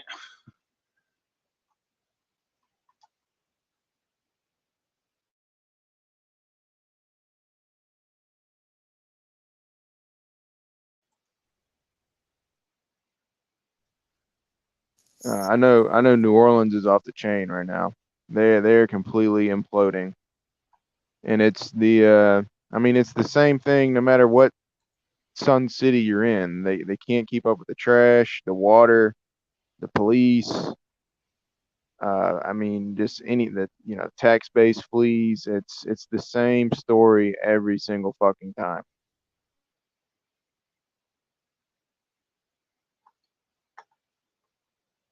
Welcome back, Ock.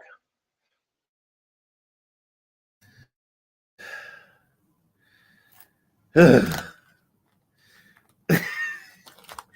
mean,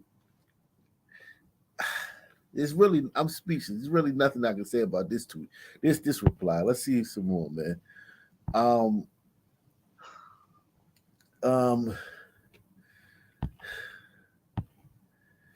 So looking at the circumstances, this was escalated for no reason. This is the safety portion of the flight where to put your stuff before takeoff, how to fasten your seatbelt, etc. And the flight attendants walking up and down the aisle to check if you're following instructions. You flipped the camera in his direction for a hot second when he walked up to you, but then said he walked into your video. You, along with whatever amount of people in his section, are his responsibility while you're on the plane. If you fail to observe the instructions or begin to distract those around you from it, then yeah, it's a problem. Regardless of how he says it, his word comes with weight in a flight, and if you will disobey it, it can become criminal charges, fines. Pick your battle. This wasn't one worth fighting. And in court of law, if they countersue you, you could lose your case and then some. As a famous young person, your fans are going to be yes men. You're still experiencing and learning the world. Don't let them mislead you. In the future, launch a complaint instead of an argument. Hell, post a video if you really want him to be disciplined. You have a large enough following for an impact, but arguing, that only gets escalated and the airline goes on defensive. You get banned from either flying commercial in general or from the airline. Play chess, not checkers in the future. Based. Yeah, that wasn't that bad, but like she'll never be able to reason like that. No, you can't. You're never gonna get her to admit that she was in the wrong, ever, no matter what. But when you're on the airplane, you're in their house. Like it is their. Like you're about to be thousands of feet in the air, and they have to make sure that you're safe if something goes wrong.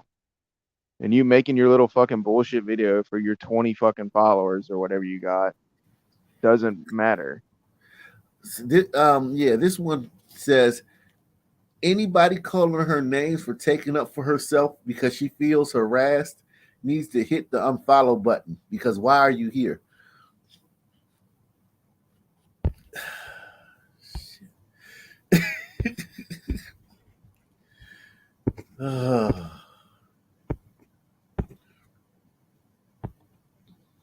Wow.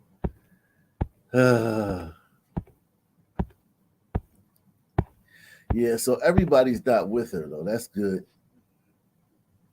The fact that like there were people piping up against her too is pretty telling of how things are kind of they're not so cut and dry in terms of support for the whatever the Sun person brings up for a grievance.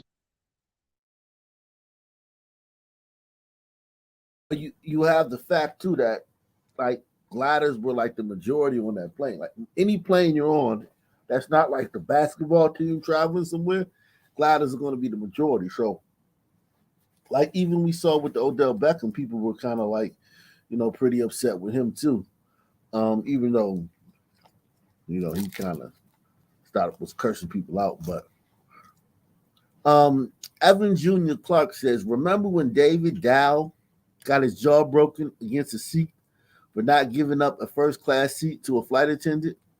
Nobody called that racism. Why? Well, was he black? Salute to Deluxe 247, a.k.a. David Dow sounds a whole lot like Asian. A.k.a. the real MVP. Salute to Deluxe 247, man. Tomcat says, now you might understand why brothers are getting passports up to Wazoo.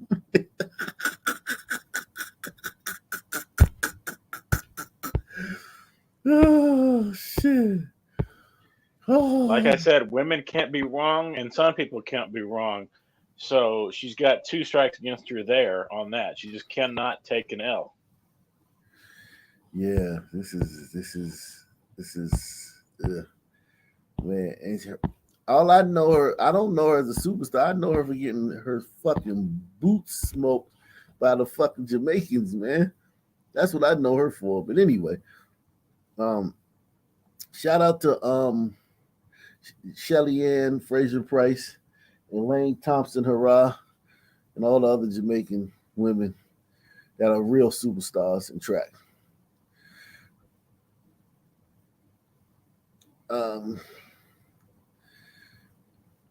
Yeah.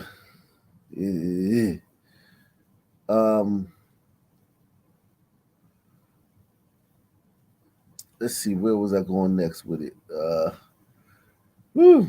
And them glider queens that I know in New Orleans, one of them just had a carjacking outside her house, and she acts like it's not even like a big deal. It's so fucking weird. How, I mean, she's a liberal, but I still don't Put it in the understand. back chat. Can you put it in the back chat? No, I don't. It's just something she told me.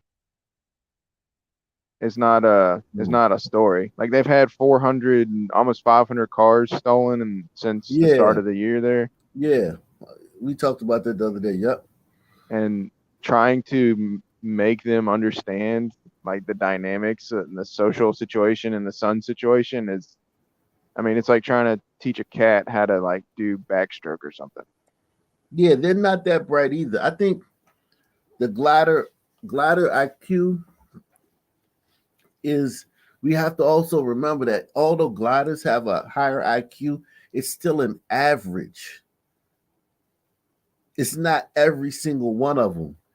And the many, idiot white gliders out here, man. Well, these 2 glider queens are very smart on paper. They're just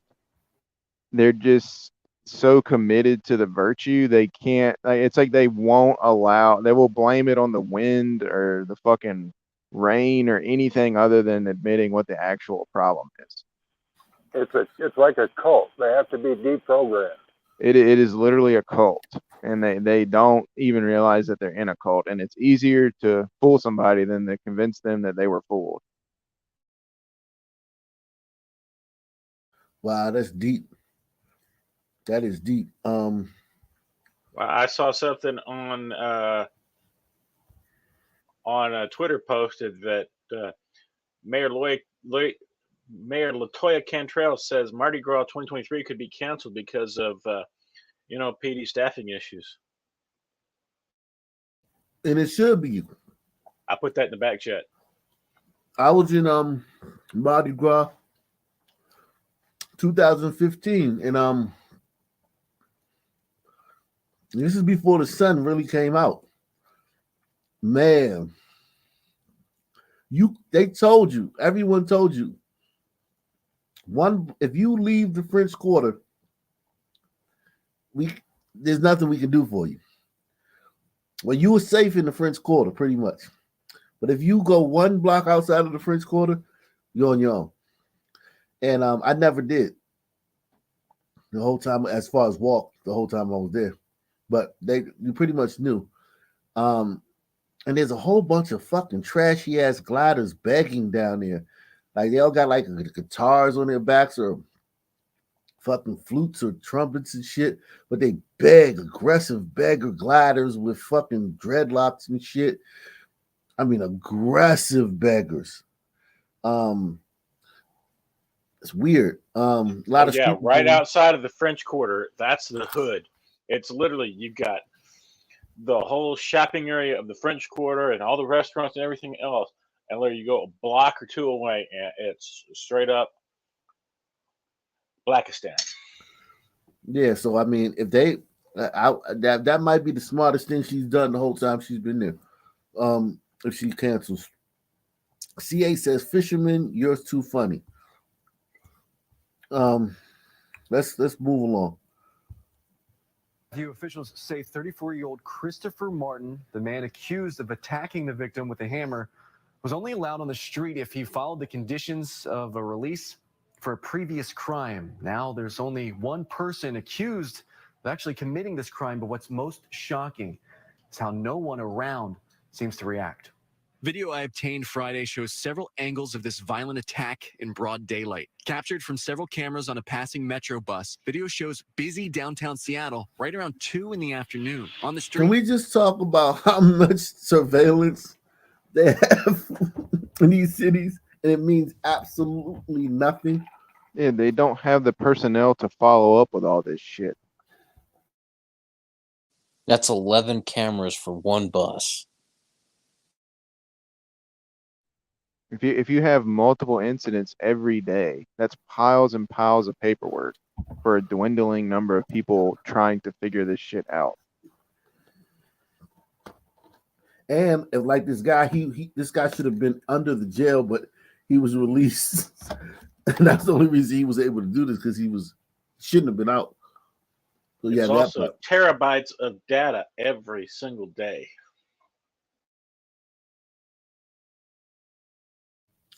Wow. Servers, I got to buy stock in servers, man. The server industry. Right around 2 in the afternoon, on the street, sparks fly into the air as police say a man tries to cut a lock off of a bike. That is the victim. Documents identify him as 58-year-old Sean Grenzebach. Standing just a few feet away is a man with a wide-brim hat who police say is 34-year-old Christopher Martin. Martin is a repeat offender. At the time of the attack, Martin was on release for an incident back in February, where according to court documents, he threatened to kill someone at a train station for their jacket. His criminal history. I mean, I can see why they let him go. If he just threatened to kill someone for their jacket, with everything that's going on, I mean, that's relatively tame, right?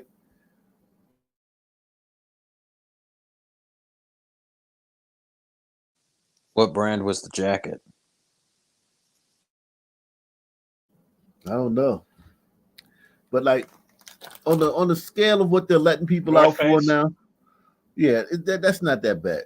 I think I can understand why the judge let him go. Like, you can't keep him for that. Jacket. His criminal history includes convictions of misdemeanor assaults, theft, burglary, hit and run. The list goes on. Investigators say that's the same man seen here swinging around a hammer in broad daylight on a busy Seattle sidewalk. And police are watching the whole thing. Documents say across the street, undercover officers are doing drug surveillance. The docs say when they see Martin with the hammer, they're worried. But the bus pulls up and blocks their view. That's when the bus cam shows the man who police say is Martin walk up to the victim and bash him with the hammer in the head. We're not showing that. Video shows the man in the wide brim hat walk back, continuing to wave the hammer around. Documents saying witnesses heard him laughing. A shocking scene, but apparently not to the people of Seattle. As Grenzebach goes down, nobody moves. Nobody even reacts. Several people watch. You were just saying that's not that bad? Well, this is bad, but he actually acted on this one. And I'm just talking about for what they're letting people, like, they're letting carjackers and burglars and shooters out. You got to let that guy out for just threatening to kill somebody for their jacket. You know?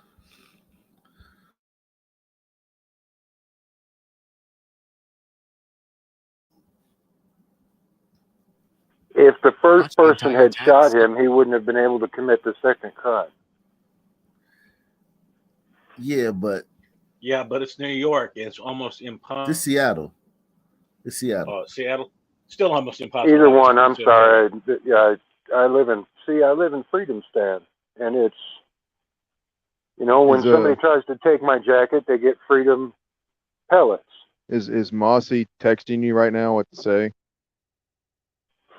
I don't know. Mossy is. I got a Mossy Oak. No, you just said shoot him. That's what his response is to everything. Panelist here. Oh, okay. Sorry. Yeah. No. I just have a firm belief in self-defense.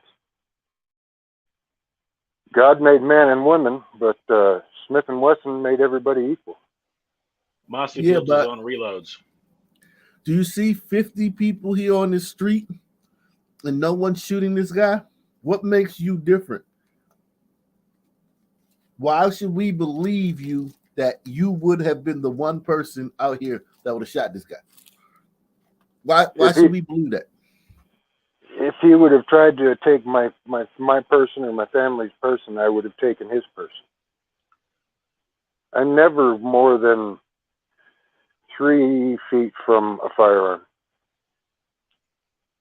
Well, per self-defense law, verbal threats alone are not enough. It has to be commission of an act, and some states it's not commission of a felony act, it's actually life-threatening act. So if he doesn't throw out deadly force as an option, actually present deadly force, then you're not privileged to shoot him.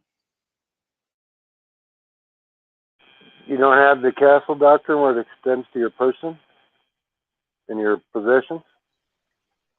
But a lot of times you have to be having the person face deadly force or you facing deadly force imminent, like he's about to. I'm sure he didn't say, "Can I please have your jacket?" Yeah, he did threaten the life, and he is robbing the jacket, but unless he presents a deadly force threat perceivably as a reasonable person, a lot of self-defense law does not cover that.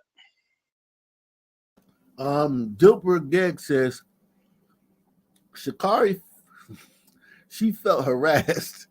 That's her truth. That's her lived experience. If she said glider crew was nice, that doesn't count as CTR lived experience. Yeah, that's the thing now. Your truth, my truth. I'm just telling my truth. That's a big problem with today's generation. It's never the truth. Dilbert, I appreciate your people putting that CRT all over our school system, by the way. Yeah, Dilbert Gegg is a juice crew, man. Yeah, we appreciate you, dog. Muramasa says surveillance only works in China. No crime in China as it is in these cities.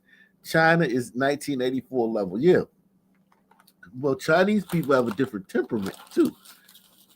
They're very different temperament than Sun people, man. They also have shame. They have guilt. I don't know if they have remorse. That's this funny thing about tigers.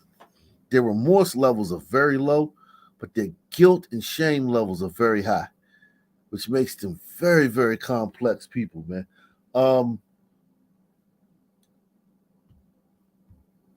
Now to the people of Seattle. As Grenzebach goes down, nobody moves. Nobody even reacts. Several people watch the entire attack. Some looking back. Most keep walking. On the bus, it's no different. Riders are watching the attack through the window, but nobody seems to react to the violence. And nobody seems to call for help or tell the bus driver. Some even go back to looking at their phones. Police, already on scene, arrested Martin quickly. He denied attacking Grenzebach, documents say. Martin is charged with first-degree assault and first-degree robbery, but now that the victim has died, he likely will face more charges. He's currently held the $250,000 bond. Matthew, Nia. He should Alex face Marlowe, first-degree this is murder where with a that deadly weapon. horrific hit and run took place in Venice. You've seen that video. It went viral because it was so awful. That mother and child lucky to be alive. Now she's learned that the driver has been killed, and she is blaming George Gascon's policies. This is a perfect case in point. The kid could have been behind bars still. A murder in Palmdale has left this mother, Rachel Hart, with mixed emotions. It's not satisfying to know that he is no longer with us. I would have had much. Now, this guy, this 15-year-old, ran over her and her baby while she was pushing the baby in a stroller. Got 5 to 7 months in jail, got out, and got murdered. A 15-year-old, a son. Well, I gotta say salute to her though, because in the video she picks up the stroller to hold it up above the hood of the car to protect the baby, and then jumps at the last second so she doesn't get her legs caught on the ground, and she kind of jumps onto the hood. So she saved both of them. Yeah, salute to her. But listen to how woke she goes. Killed, and she is blaming George Gascon's policies. This is a perfect case in point. You know, the kid could have been behind bars still. A murder in Palmdale has left this mother, Rachel Hart, with mixed emotions. It's not satisfying to know that he is no longer with us. I would have had much greater satisfaction had he served time and maybe had come to grasps with what he did being so horrible as it was. 17-year-old Christopher Baca was murdered on Wednesday outside of a Jack in the Box in Palmdale. Sources tell Fox 11 News it was over a female. Baca is the same teen involved in this case. Take a close look. He was behind the wheel when he slammed into Rachel and her 8-month-old baby riding in a stroller. This happened in Venice. Who thinks that was an accident? Hit one if you think that was an accident. 0 chance. He moved towards her at the last second. But he didn't know her from a can of paint. He's an This hombrito. back though. in August of Yeah, 2021. I feel like the sentencing was completely unproportional to the crime. Baca only served months in a juvenile facility.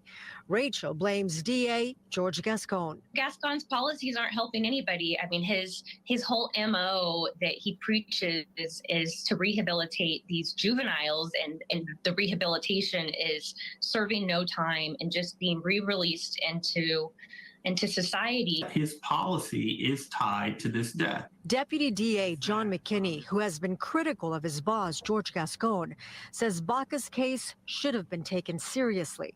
If this young man's case had been dealt with appropriately, he would have been in custody and he would be alive today. But because George Gascon applied what he calls the lightest touch to what was grotesque criminal behavior, this young man was given a very light sentence, was allowed to go right back on the street, probably right back to a kind of antisocial lifestyle that got him in trouble in the first place. And here we are with this tragic yet ironic set of events. What message would you like to send out to George Gascon? You know, you should resign. You should resign. You are not doing a good job. You're doing. But you voted for him. Yeah, who did you vote for? Liberal glider queen? You fucking dumb bitch. Right. He just doesn't get it. He just got recalled recently, didn't he? And he won the passed the recall. This is why matriarchies don't exist. Because this is women can't get out of their own way. Feelings They'll over vote for facts. dumb fucks like this and then bitch about it and then put them back in office. Yeah. It's just bizarre, man. Fucking bizarre ass women. A horrible job. You're not even doing your job. Your job is to protect victims, and instead you're insulting us. So you should quit. We reached out to Mr. George Gascon. No one got back to us from his office. Now, as for Rachel Hart and her family, they have left Southern California, stating that they are tired of. Oh, so the glider gets to pick up and move. She picked up and moved. She's like, I'm out of here, man. And what's she gonna vote for Please when she tell me you lands didn't somewhere come to else? Texas. They just move and vote for the same shit. Yeah. Yeah. Yeah, Texas is a lost cause. It's Texafornia now. Yeah, it's fucked up. Increase in crime. Alex, Marla? A man and teen are behind bars after a merciless carjacking on Detroit's west side Sunday afternoon. The violent encounter caught on camera. It happened at this BP on 7 Mile and Telegraph. A woman in her 40s was pumping her gas when the pair approached her. Demanded a vehicle, for no reason, assaulted her, punched her in her face, knocked her to the ground. It wasn't enough that they were carjacking her, but they had to assault. Well, at least they didn't shoot her like the other guy we covered the other day in Detroit, who just walked up on that woman at the liquor store, shot her dead, and took her car and ditched it the next day. when they pulled her out of the car and threw her on the ground. That shows restraint for some men. Yeah, this was the lightest touch. Alter as well. Sergeant Otha Craighead from the Commercial Auto Theft Unit says his officers responded to the carjacking and later spotted the stolen Chevy Equinox a stone's throw away from the gas station. They set up surveillance and then spotted the suspects soon after. We followed them into a location just like the second incident, and once they left, we conducted a traffic stop on them. One was wearing the same clothing. One had changed his clothing, but he still had a tether on, and made the arrest. One of them had a ankle bracelet on. While carjacking made the arrest. The auto theft unit collared a couple more carjacking suspects using the same tactics and then some a few days later. Police say 2 teens carjacked a Look at the look at the silhouette. Even the silhouette is a white voice. 62-year-old woman in her driveway as she came home from work Wednesday. DPD tracked them down to the 16,000 block of Bentler, also on the city's west side. Through our relentless efforts in trying to close this case, found her vehicle, began a rolling surveillance. We utilized the helicopter. The helicopter was instrumental in this case. What is it like hearing that 2 women were targeted, one in her driveway, another pumping her gas? That is not safe. You need protection. Protection is very needed out here. I have to have. This is the other future president right here. Oh God, these sisters. If as a rule, used protection, you wouldn't have all these violent son teens out there. Yeah. Prophylactics. 2 women were targeted, one in her driveway, another pumping her gas. That is not safe. You need protection. Protection is very needed out here. I have to have my little cousin with me to get gas. The 3 teens are being held at the Juvenile Detention Center. Giovanni Martin is charged with felony carjacking and was given a $350,000 bond. When this happens, they don't realize that the Detroit Police Department is going to be relentless in solving this crime. We're not just going to not let it go or not investigate it. We're going to bring about every resource that we have. In Detroit, I'm Randy Wembley, Fox 2 News. We have new video tonight showing a driver who. How much you want to bet her cousin would crash out if she said, that person disrespected me? Oh, yeah, without a doubt. We have new video tonight showing a driver who police say ran down a man in a downtown crosswalk and took off. It happened early Sunday at 3rd and Jefferson. WLKY's Lauren Adams spoke to investigators who hope this new video will lead to an arrest. A deadly hit and run in downtown Louisville. According to police, the driver of this car hit and killed a man just before 3 Sunday morning. Police say he was deliberate with his actions as he pulled into the back of the Henry Green Apartments, not far from downtown, to ditch the stolen car before taking off. It's a maroon Dodge Challenger, and the gentleman's, whoever, they've had the car for over a month, so surely somebody knows or seeing something that can come forward with some information. Detective Clarence Buford tells us the car, which is now impounded, was stolen out of Indiana last month. Police believe the driver was going more than 90 miles an hour when he ran a red light at 3rd and Jefferson and hit Vinnie Jackaway. His sister says he loved family, friends, and dancing. Jackaway had been out that night and was on his way home. Police knew what car they were looking for because the entire incident had been captured on downtown surveillance cameras. And what investigators say they saw was heartbreaking. He was in the crosswalk. He had made it 3/4 of the way across the roadway, doing everything he's supposed to be doing. You know, he had the traffic signal to walk, and he did absolutely nothing wrong. Buford says it's a crime that never should have happened. It's why he's hoping someone knows something about the stolen car and its driver. The driver who never even stopped to check on Vinnie Jackaway. We need to solve this. We need to solve this crime for the. There's a lot more to this. This was personal, and I bet the guy didn't look like me. What makes you think it was personal?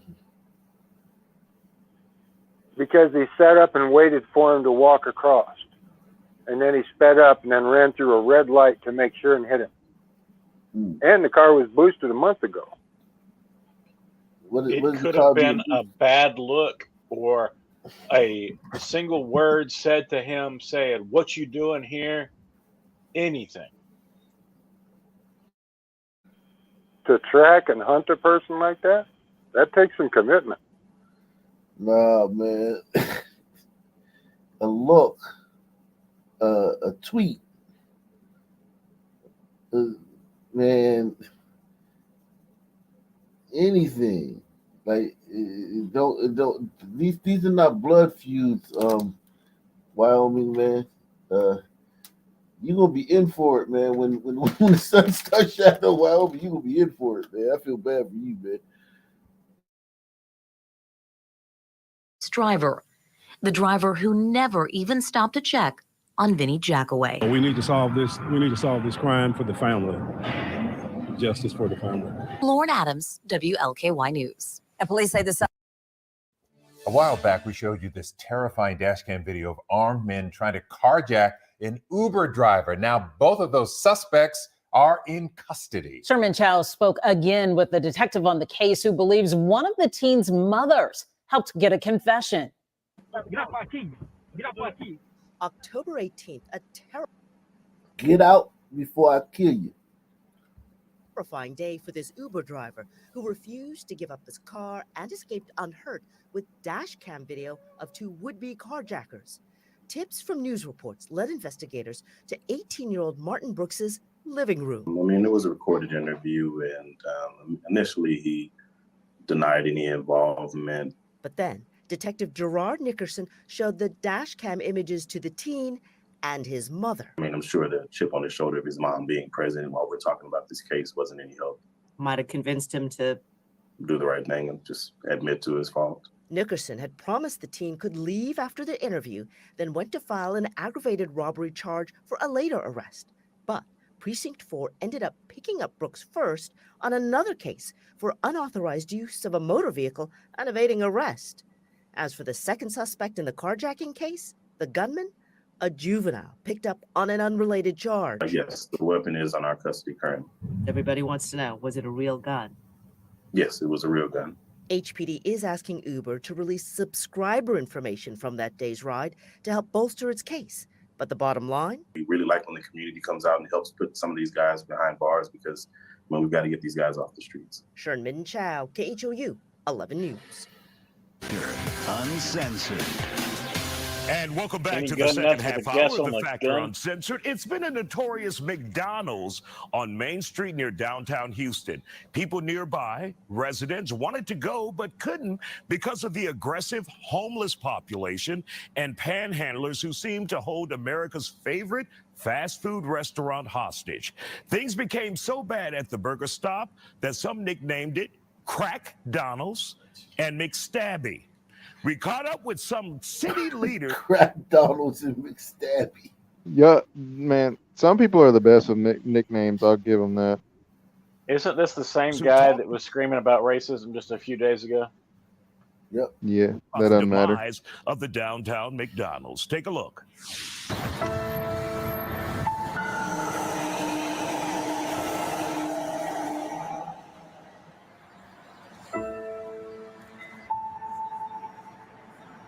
So, guys, if we would have been here a month or two ago before this McDonald's shut down, a notorious business in downtown Houston and Midtown, we would be surrounded right now by a group of homeless people panhandling, leaving you feeling uncomfortable.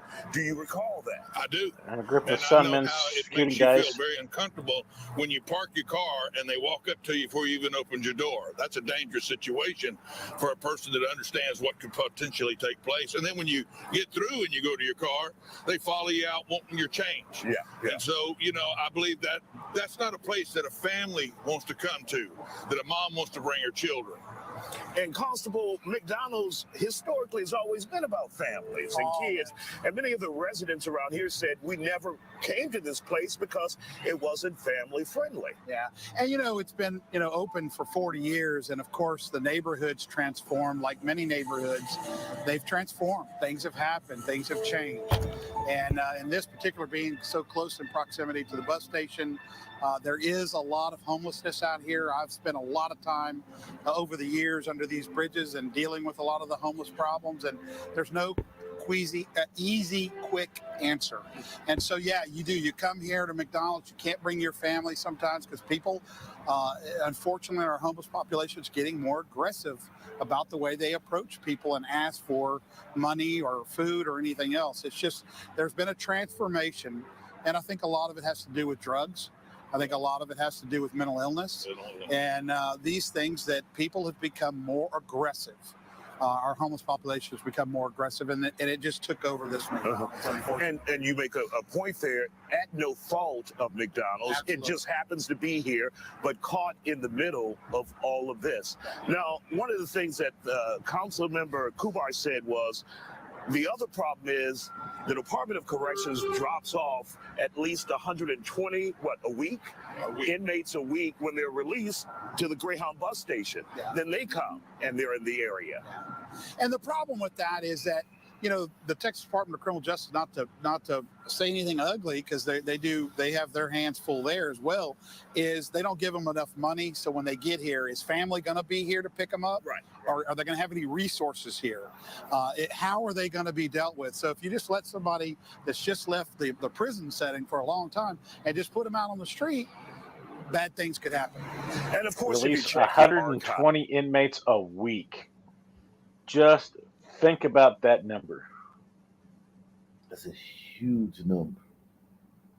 First tonight, a woman is arrested for allegedly committing a rash of robberies last month. But that's not all. Investigators say Lisa Marie Coleman also kidnapped a woman right outside the Galleria parking garage. Court documents say Coleman admitted to the crimes. Anela Ruiz. Okay. Now we got, this is a horse I can ride, man. Anela Ruiz joins us live outside the Harris County Courthouse tonight. And Yeli Coleman was scheduled to appear just a few hours ago. Well, that's right. She was supposed to appear in court today, but it turns out she was not, and the court proceeding went on without her. Now, we were able to find out through court documents that she dressed nicely, she wore heels, but her body odor was a very strong smell. That's according to the victims. This is surveillance video of 58-year-old Lisa Marie Coleman allegedly robbing a bank back on December 19th. Investigators say she's responsible for also allegedly robbing several other businesses, and documents state. Gliders, you're very solid on this, man. You know what? I wonder what the tellers were thinking when that shit was going down. Like, is this some kind of fucking test or something? Like, is this the manager hired this woman to see what the fuck we would do? Alan Funt's gonna jump out with a camera. Yeah, this woman. She got mixed up somehow. Yeah, gliders. Was she dating a son, man? Gliders. The chat. The link is in the link is in the description box, man. Link is in the description box. Gliders. Any gliders want to speak about this, man? This is what's happening in America, man. This is the face of crime in America. I need to see a picture without a Responsible mask. for also allegedly robbing several other businesses, and documents state she admitted to all. Take a look: 2 hotels, a sandwich shop, and the scariest of all was a kidnapping at the Galleria on November 15th. During her smell probable something cause fishy court when she said appearance she Friday, admitted to the them. judge described this. During her probable cause court appearance Friday, the judge described this horrific crime that started in the Orange parking garage. To have demanded the complainant give her money at the threat of gunpoint. She threatened, she said that she had a gun in her possession, and the complainant, in fear for her life, gave the defendant the cash that she had in her pocket, which was $100. Investigators say Coleman also took $60 additional from the victim's bags, but that wasn't enough. And then again, at the threat of being shot, forced the complainant to drive around to multiple ATMs to withdraw money that the complainant was unable to withdraw. Court documents state the victim finally drove to the Randalls and West University. They both walked in together to the ATM inside, but could not withdraw money. That is when they say she took off with the victim's keys and cell phones. She denied having a gun, but possibly having a gun. We don't know. Court documents state in the robberies at the hotel, sandwich shop, and the bank, she used a note. This handed them a note demanding cash, that somebody is outside with a gun waiting. The hotel receptionist handed over cash in fear for their lives. And Ellie, what charges is the woman facing now? As of right now, we know she's facing 2 robbery charges and 1 kidnapping charge, but additional robbery charges are coming and pending. She could also face a federal charge. Now, her bond was set at $150,000 for the kidnapping case and $75,000 for the robbery case. Reporting live, Anayeli Ruiz, KHOU 11 News. How about armed robbery? District Because Attorney you Jason don't have to present an arm in order to be armed robbery. You just have to present the threat of being armed. And you notice she didn't target any men, because the men would have just punched her in the face and knocked her out. On tonight's Breaking Bond, we are talking about a $1 bond. Believe it or not, that's the amount a district court judge set bond for a 43-year-old habitual offender accused of kidnapping, strangling, and beating a woman. Again, just $1. It's so. Who thinks that our friend, the glider robber, thinks her bond's gonna be $1? Membership has its privileges. What, $225,000 total? What, $25,000, and are the bail bondsmen going to give her the 1% clause as well, or is she not getting that because she's a glider?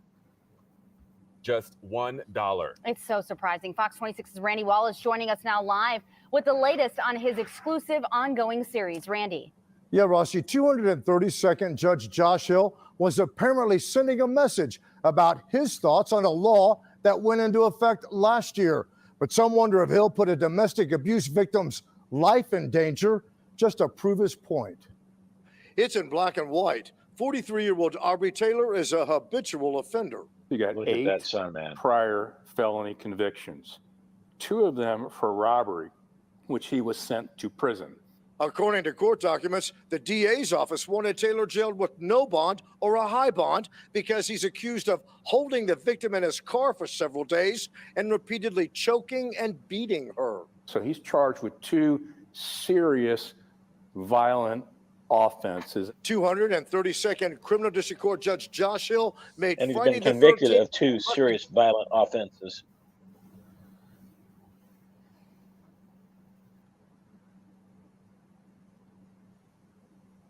This guy, man. This guy right here, man. Freeing sudden men left and right, man. District Court Judge Josh Hill made Friday the 13th a lucky day for Taylor. He gave him an unheard of bond amount. A dollar bill, or since there were 2 cases, a $2 bill. I have never seen that before. In fact, when you first told me about it, I thought you were joking. According to court documents, Judge Hill was making his feelings known about Senate Bill 6, which eliminates PR or personal reconnaissance bonds for violent offenses. It's kind of like they're there. I wish I could give you a PR bond. I can't, so I'm going to make it $1.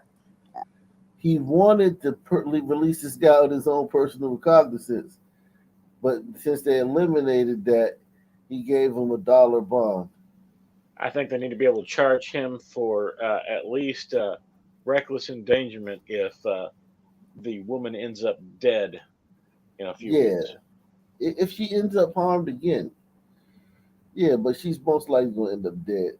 And help us out. Especially me. I'm a son, man. I'm a whole son, man. All the way to son, cross my heart.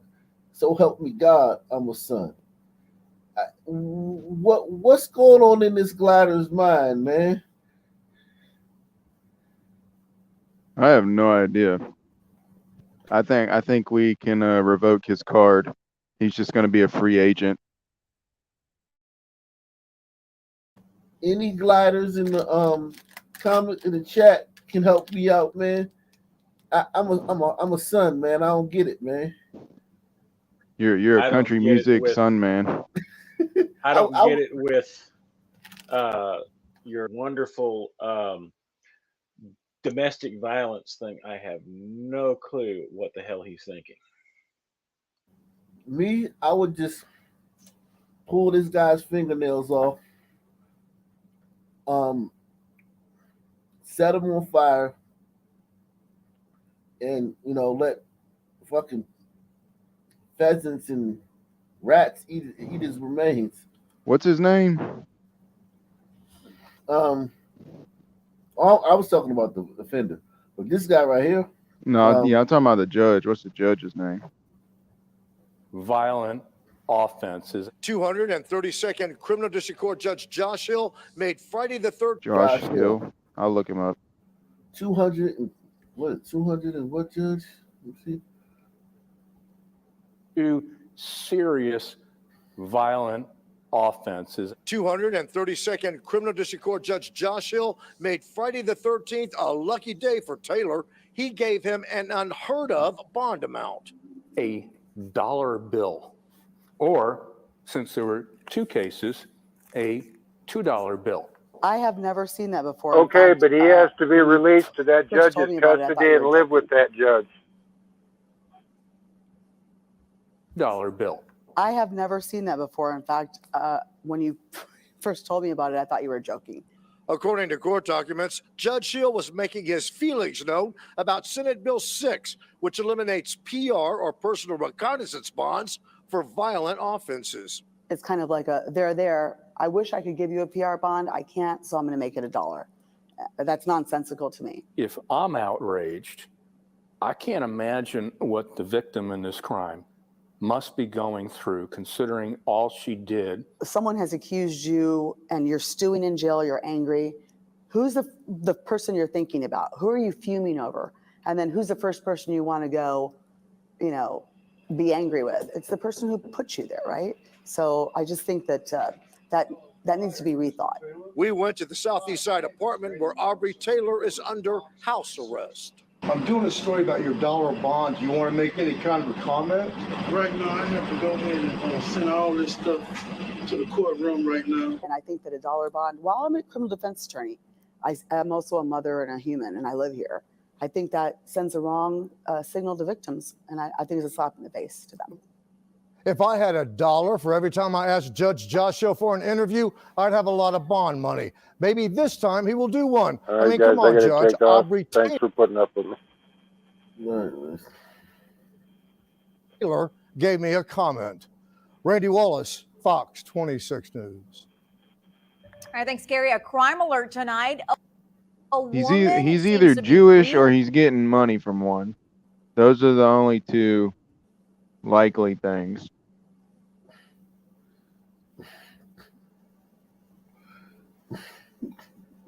All right, thanks, Gary. A crime alert tonight. A woman seems to be reliving a nightmare. She's got video evidence of strangers rummaging through her mailbox. That's what you're watching right now. The most recent invasion of privacy happened just yesterday. She believes people experiencing homelessness who stay at an empty lot nearby her house are responsible. She says this is not the first time it's happened, and now she just wants it to stop. You can understand the Well, I might frustration, have a lot of clearly. 12 News reporter Gloria Katrina Walker refugees sat down with go a in woman. there. Gloria is with us live tonight. Gloria, what else do we know? Well, Brenda Jordan, Linda P. Gilmore says this has been going on for weeks, and she is just really upset, and she wants others to be aware so that the snooping can come to a stop. Yesterday afternoon, Linda P. Gilmore was shocked to watch this video. You can see a woman walking past her mailbox and reach her hand inside in search. Phone beeped again, and I looked at the camera. When I looked at the camera, I saw where a homeless lady was going in my mailbox, and she passed it up first, and then she went back to it again. And when she went to it, she opened it, and she was fumbling all in it. And this isn't the first time Gilmore has had problems at her house on Long Avenue in Beaumont. She's taken notes of every encounter she's had with the homeless camp next door and has reported it to Beaumont police. Oh, she has a homeless encampment next door. You can tell how dangerous that area is, though, because every place has a fence across the front driveway that they have to move aside in order to pull their vehicle out. Yeah. You got a homeless encampment in your neighborhood. You got a lot of unsavory characters, man. And has reported it to Beaumont Police. Somebody need to do something about these homeless people, because I don't want to have to kill one of those people trying to vandalize what I work. Yeah, Marcy, man, where you at, man? This is Marcy's grandma. Yeah, Marcy's grandmother, man. She said you want to kill one of these people, man. Snipe one of them News from her with fucking legal expert recliner. David Starnes. He says if you're caught tampering with the mail, it could have serious consequences. Government is very serious about mail Who fraud. thinks that one of these homeless people is going to receive some serious consequences for tampering with this woman's mail? Fuck no. Spoke with legal expert David Starnes. He says if Beaumont you're caught is tampering with the mail, it could have 48.4%. serious consequences. Government is very serious about mail fraud, mail tampering, obstruction of mail, theft. Any of those are going to be federal crimes and taken very seriously. Some of the crimes like mail fraud, mail tampering, and theft come with a hefty price tag of up to $250,000 fine and up to 5 years in jail. A crime that the legal experts say should be reported to the U.S. Attorney. She would be well advised to go to the U.S. Attorney's office and file her charges and complaints there so that they can.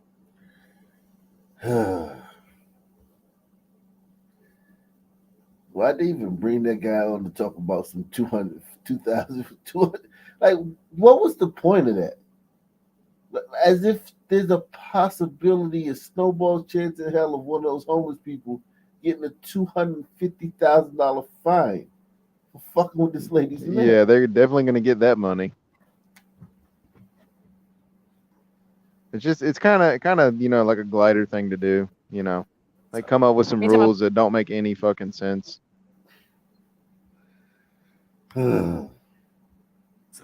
Meantime, a father is facing charges after jumping in on a brawl between two Smash. teens. And police say Jerry Marius, that you see right there, brought his daughter to a Sunrise bus stop on Tuesday specifically for her to fight another teen. It took a turn when the 30-year-old started swinging on the other girl.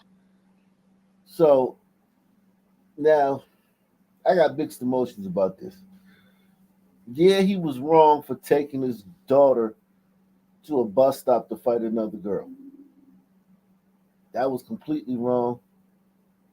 You're an adult. Shouldn't be doing shit like that. We don't know what those girls or that girl did to his daughter. Secondly, if you're kicking my daughter's ass, man, I'm jumping in it, man. I'm sorry, man. I'm jumping in it. I don't care if you're a fucking teenage girl. I'm gonna hit you so fucking hard your fucking head is gonna spin around. So I mean, I kind of understand that, man. It's hard to watch your daughter getting her ass kicked, man. What about you guys, gliders? Can you relate to this story in any way? No. I mean, there's no part of this story that you can relate to.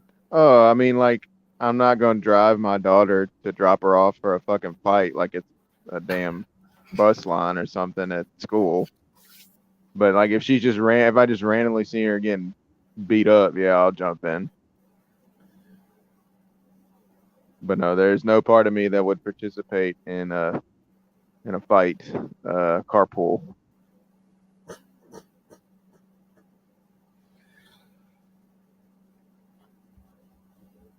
Marius, that you see right there, brought his daughter to a Sunrise bus stop on Tuesday specifically for her to fight another teen. It took a turn when the 30-year-old started swinging on the other girl, who is half his age, police say. He hit her multiple times with a closed fist before throwing her to the ground. Marius appeared. I mean, he only hit her a couple times, man. Half his Marius age, appeared in court, but also a woman. Marius appeared in court, but out of camera view. He claims to have never hit the victim. Charges against him include aggravated child abuse. He was released from the Broward County Jail on an $11,000 bond. $11,000 bond, so he had to pay $1,000 $100 to get out. I mean, listen, they're letting fucking, like I said, carjackers, shooters. All this guy did was take his daughter to a location to fight another girl, and then he jumped in the fight and beat up the other girl. I mean, if you're letting out fucking carjackers and shooters and burglars and rapists, you almost have to let this guy go, right? Let them all go. Fuck it. Doesn't matter. Like this is nothing Don't even arrest them. Just fuck it. compared to what's going on, especially in Miami. This is fucking nothing. This is like jaywalking in Miami. This is the new jaywalking.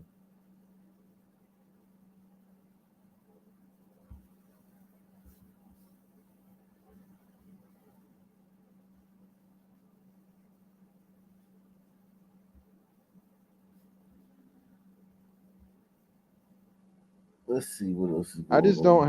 don't understand how like your daughter comes to you and says, "Hey dad, I need a ride." And you say, "For what?" You say, "I need to go beat this bitch's ass at the bus stop." And you go, "Oh, okay, let's go get in the car. Head that way." Like as a But parent, like how does any part of your brain not pump the brakes on that? because that's normal. It's normal. Like I think you you're not paying attention. You ever hear me say? Fisherman, you're thinking like a glider. Do you ever hear Well, I me say mean, like that the average Sun woman's been in 100 fights? yeah, And I I'm talking believe about you. good ones. Right? Like how do you think they get in those fights? But it's like literally the parents are carpooling them around to fight. That's just another added level of stupid. No. What I'm saying is they're bullying each other. They're always picking fights with each other. I mean, the littlest thing, 5 of them at your doorstep, hollering for you to come outside. If his daughter is getting bullied by some fucking Sun queens,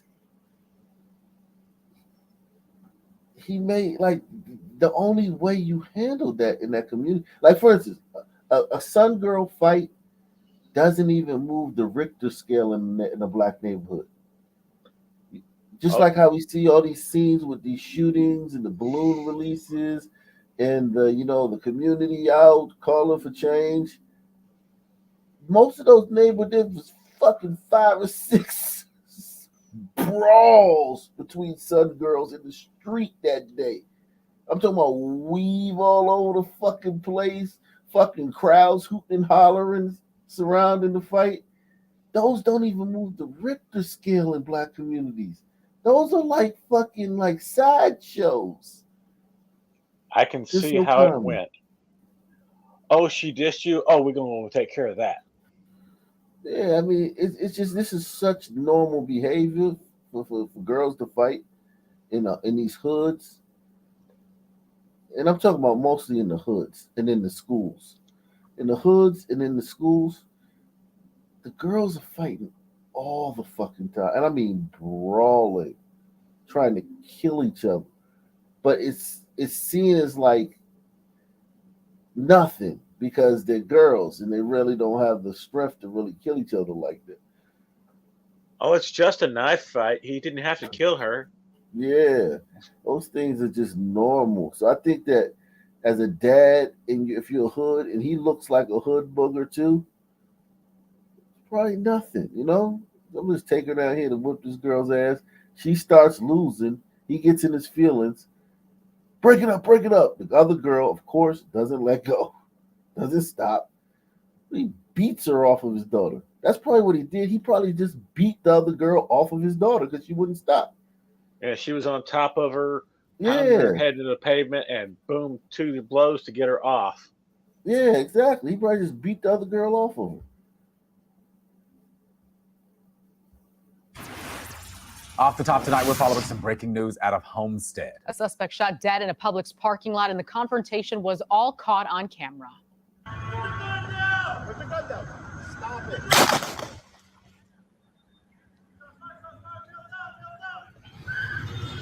And we've just learned the person who pulled the trigger was an off-duty officer.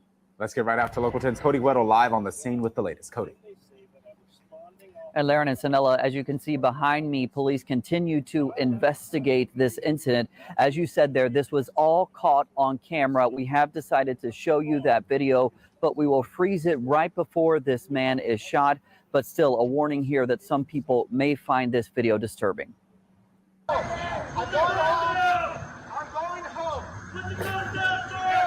Video showing a confrontation that ended in a man shot dead in a shopping center parking lot in Homestead.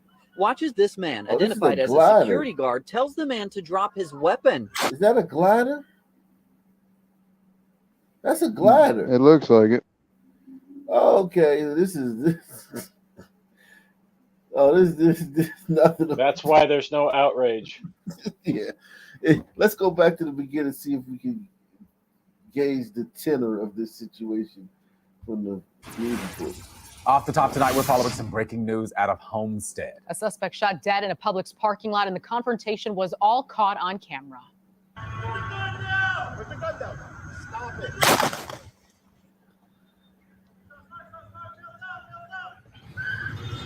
And we've just learned the person who pulled the trigger was an off-duty officer. Let's get right after Local 10's Cody Guedo live on the scene with the That latest. sure looks like suicide by cop. And Laren and Sanella, as you can see behind me, police continue to investigate this incident. As you said there, this was all caught on camera. We have decided to show you that video, but we will freeze it right before this man is shot. But still, a warning here that some people may find this video disturbing. I'm going home. Put the gun down. Video showing a confrontation that ended in a man shot dead in a shopping center parking lot in Homestead. Watch as this man, identified as a security guard, tells the man to drop his weapon. Then a man appears from behind and shoots the man dead. The person who shot the man later identified as an off-duty Miami-Dade police officer. The man shot transported to the hospital, but later died. Multiple verbal commands to this individual to put the firearm down, to place the firearm on the ground. The individual refused, and then that's when... Could you imagine if a Sunman was arguing with a cop and somebody in street clothes came up and from behind and shot his ass? No, arguing with a security guard, an armed security guard. Yeah, and somebody in street clothes comes up behind him and blows his brains out. That would be fucking like I would have had to lead the show with that.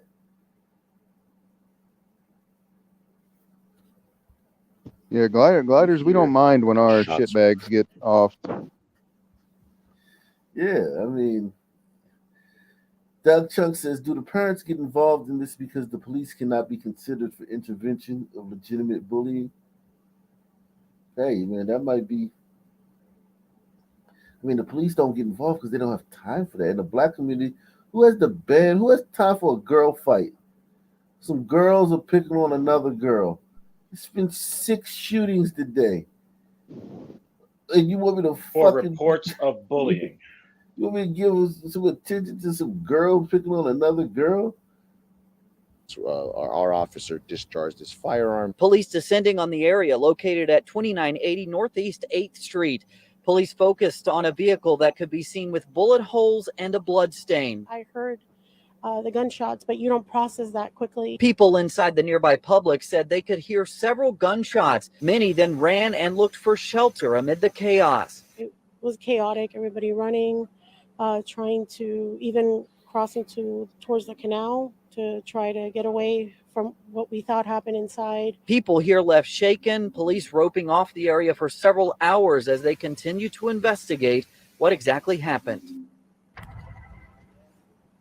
And so we just heard from Miami-Dade police. They're telling us that right before this video, we start seeing this video, this man had fired shots in this parking lot, and that's sort of what provoked this standoff. They're also telling us that the man who shot him is a 30-year veteran of the police force. For now, that's the information we have here in Homestead. I'm Cody Weddle.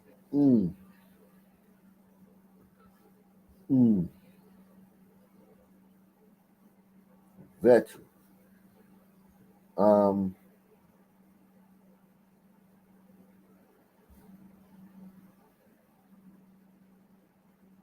Wow. Give me another city, man. Right.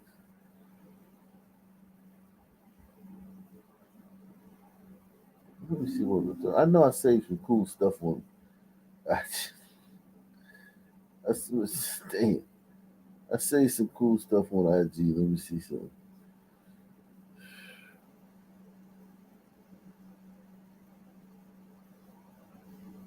Oh yeah, this story right here.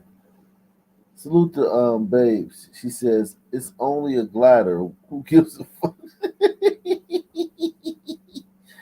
Yeah, I might Not give even y'all- gliders care. Yeah, no one gives a fuck about a glider. This one right here though. This story right here.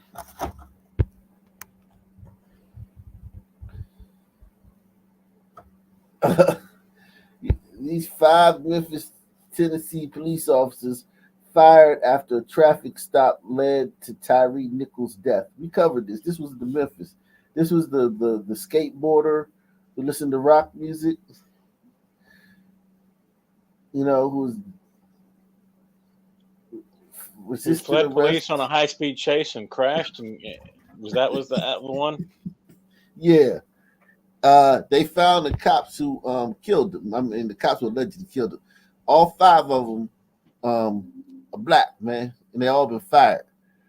All 5 of these officers have been fired, man, because of this piece of shit. Some fucking whole crackhead, 6'3", 160 pounds, some shit.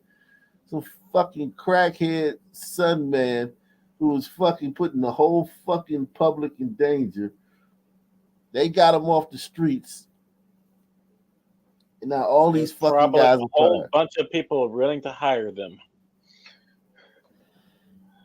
Yeah, it's still a shame though, man. Like this is 5 officers. You need all the officers you can down there in that fucking shithole. So let's see what the people think about this, man. New Orleans probably offered him a bonus. This one says the institution of policing is built on white supremacy. It's racist and corrupt. Now, this guy right here who's speaking, he did 8 years in jail for robbing a taxi cab driver. He's a rapper. He had a hot buzz, and he was about to be, he had a nice little buzz on the street and whatnot. And then it was like he got locked up, and then it was like, damn, what did he get locked up for? This is like in 1999. He got locked up for robbing cab drivers. He says the institution of policing is built on white supremacy. It's racist and corrupt. There are many corrupt black people who have no problem upholding white supremacy. All skin folk ain't kinfolk. For your information, it's ironic. Ain't no internal investigation or paid leaves. Just fired. But when it's those of a different hue, it's a process. You can't just fire police. Yeah, okay. But you're the ones that demand that they just fire the police. You're the ones that went and marched out there saying the police in this incident need to be fired. And then you complain when it's 5 Sunmen that's involved in this incident. Maybe you should have found that out before you went and demanded they be fired. Yeah.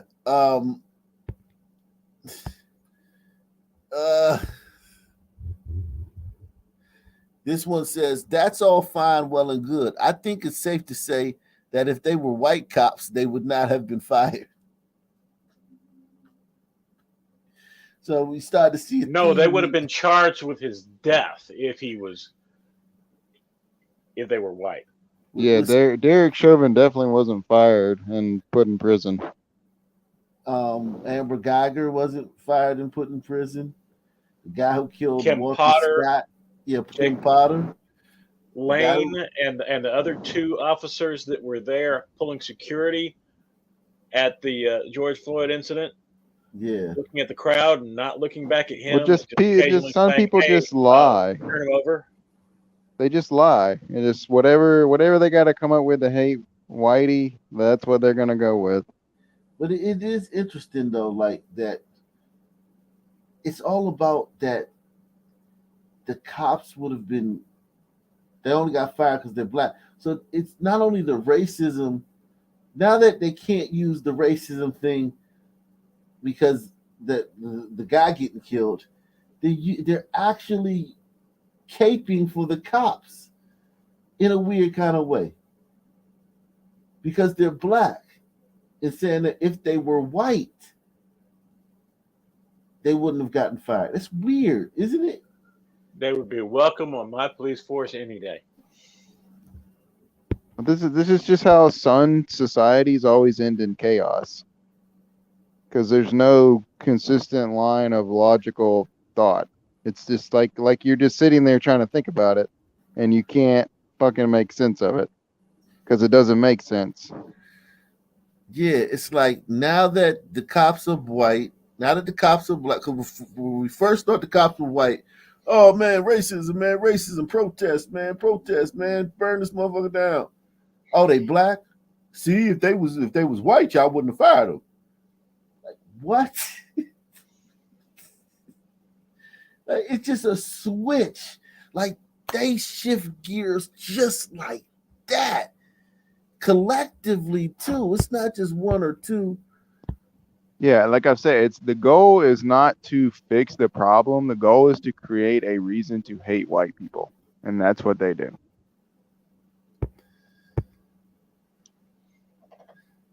This one says, "You better believe I've never seen 5 white officers get fired at once for misconduct, because you police always remember you black first, and they treat them as so." Well, what about the 4 officers and 1 black officer that got fired for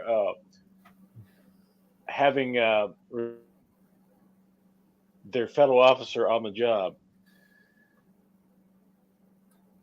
How can you even have the audacity to murder your own? Seriously. I really just don't understand African Americans. I swear they were paid to do this murder. They should have checked their blood because my intuition is telling me they were all on drugs. I swear. How can you have the audacity to take off at over 100 miles an hour, putting everybody's life at risk, and then you're the victim? Well, she said murder like they're not murdering each other every fucking day. Like, where have you been paying attention, woman? If they were white, no. If it doesn't happen to them, it doesn't happen. If they were white, it would be a different narrative.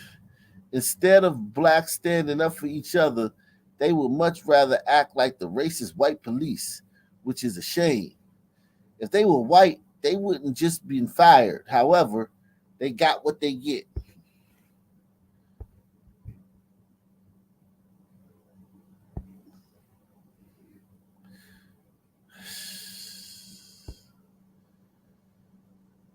Like, as a son, man, doesn't this just scare the shit out of you? Well, just this is my like mom, though. My mom would say this though. That's what I'm saying though. Like, you're standing. I imagine you in a crowd of some people, and they're trying to solve a problem, and you're just like slowly backing away from the crowd, shooting your eyes left and right, cutting your eyes at everybody. Like, what the fuck? Yeah, somebody's about to get eaten. Someone's about to get eaten or beat to death. This could be everybody. This could be every single person I know could be in this conversation. I don't know anybody in real life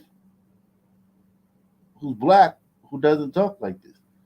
Now, I know you black people online and shit, on chat and shit, but every black person that I know in real life talks like this.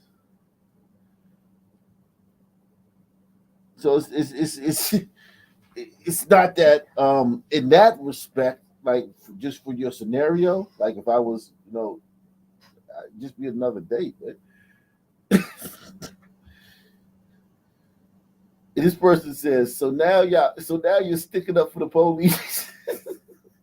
Wow, you have absolutely no integrity whatsoever. The fact that 5 black men decided to be just like their white counterparts is the sad part. It was an internal investigation, and the video will be released next week. There's also footage from surrounding homes. They murdered this young man. Hey, Ak, the YouTube live is down. It is? Terms of service violation. Terms of service violation? What are they talking about?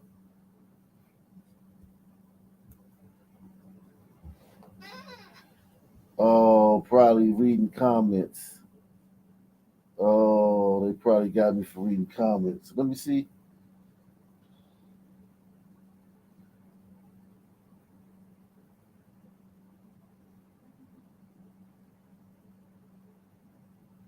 I was reading the chat, and the chat said, "Oh, the chat is not available." So I went and refreshed, and it said, "Video has been removed for violating YouTube terms of service."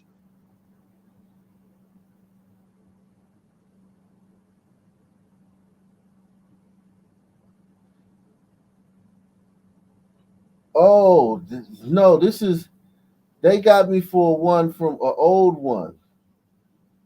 That's not for this. Hold on. Hold on. Let me show you. This is on Rumble, right? This is still on Rumble. Let me see if okay.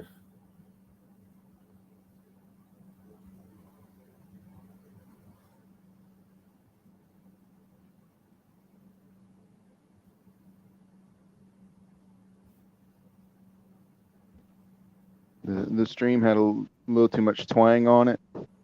Right. There you go. Is it still on Rumble? It's not even on Rumble. Yeah, on Rumble, if you don't change the time before you actually start the live stream, and it's early, it doesn't actually start because it's waiting for 11 o'clock to start. So you started at like 10. You started at like 10:38, so it didn't ever start. Okay, let me. You got a bunch of people showing up in the chat saying, "Oh, YouTube's down." Let me start on Rumble. Let me start on Rumble live, man. Let me go live on Rumble now, man. Wow. But I'm gonna show y'all what they got me for. It's gonna blow your mind. Hold on. In this live stream.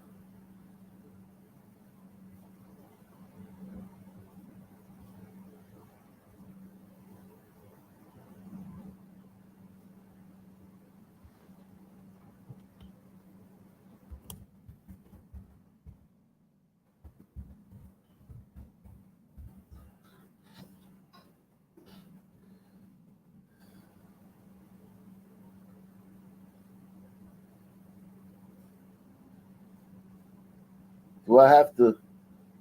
Oh, I have to go do everything on. I have to end this and then come. Oh, I have to end this, right?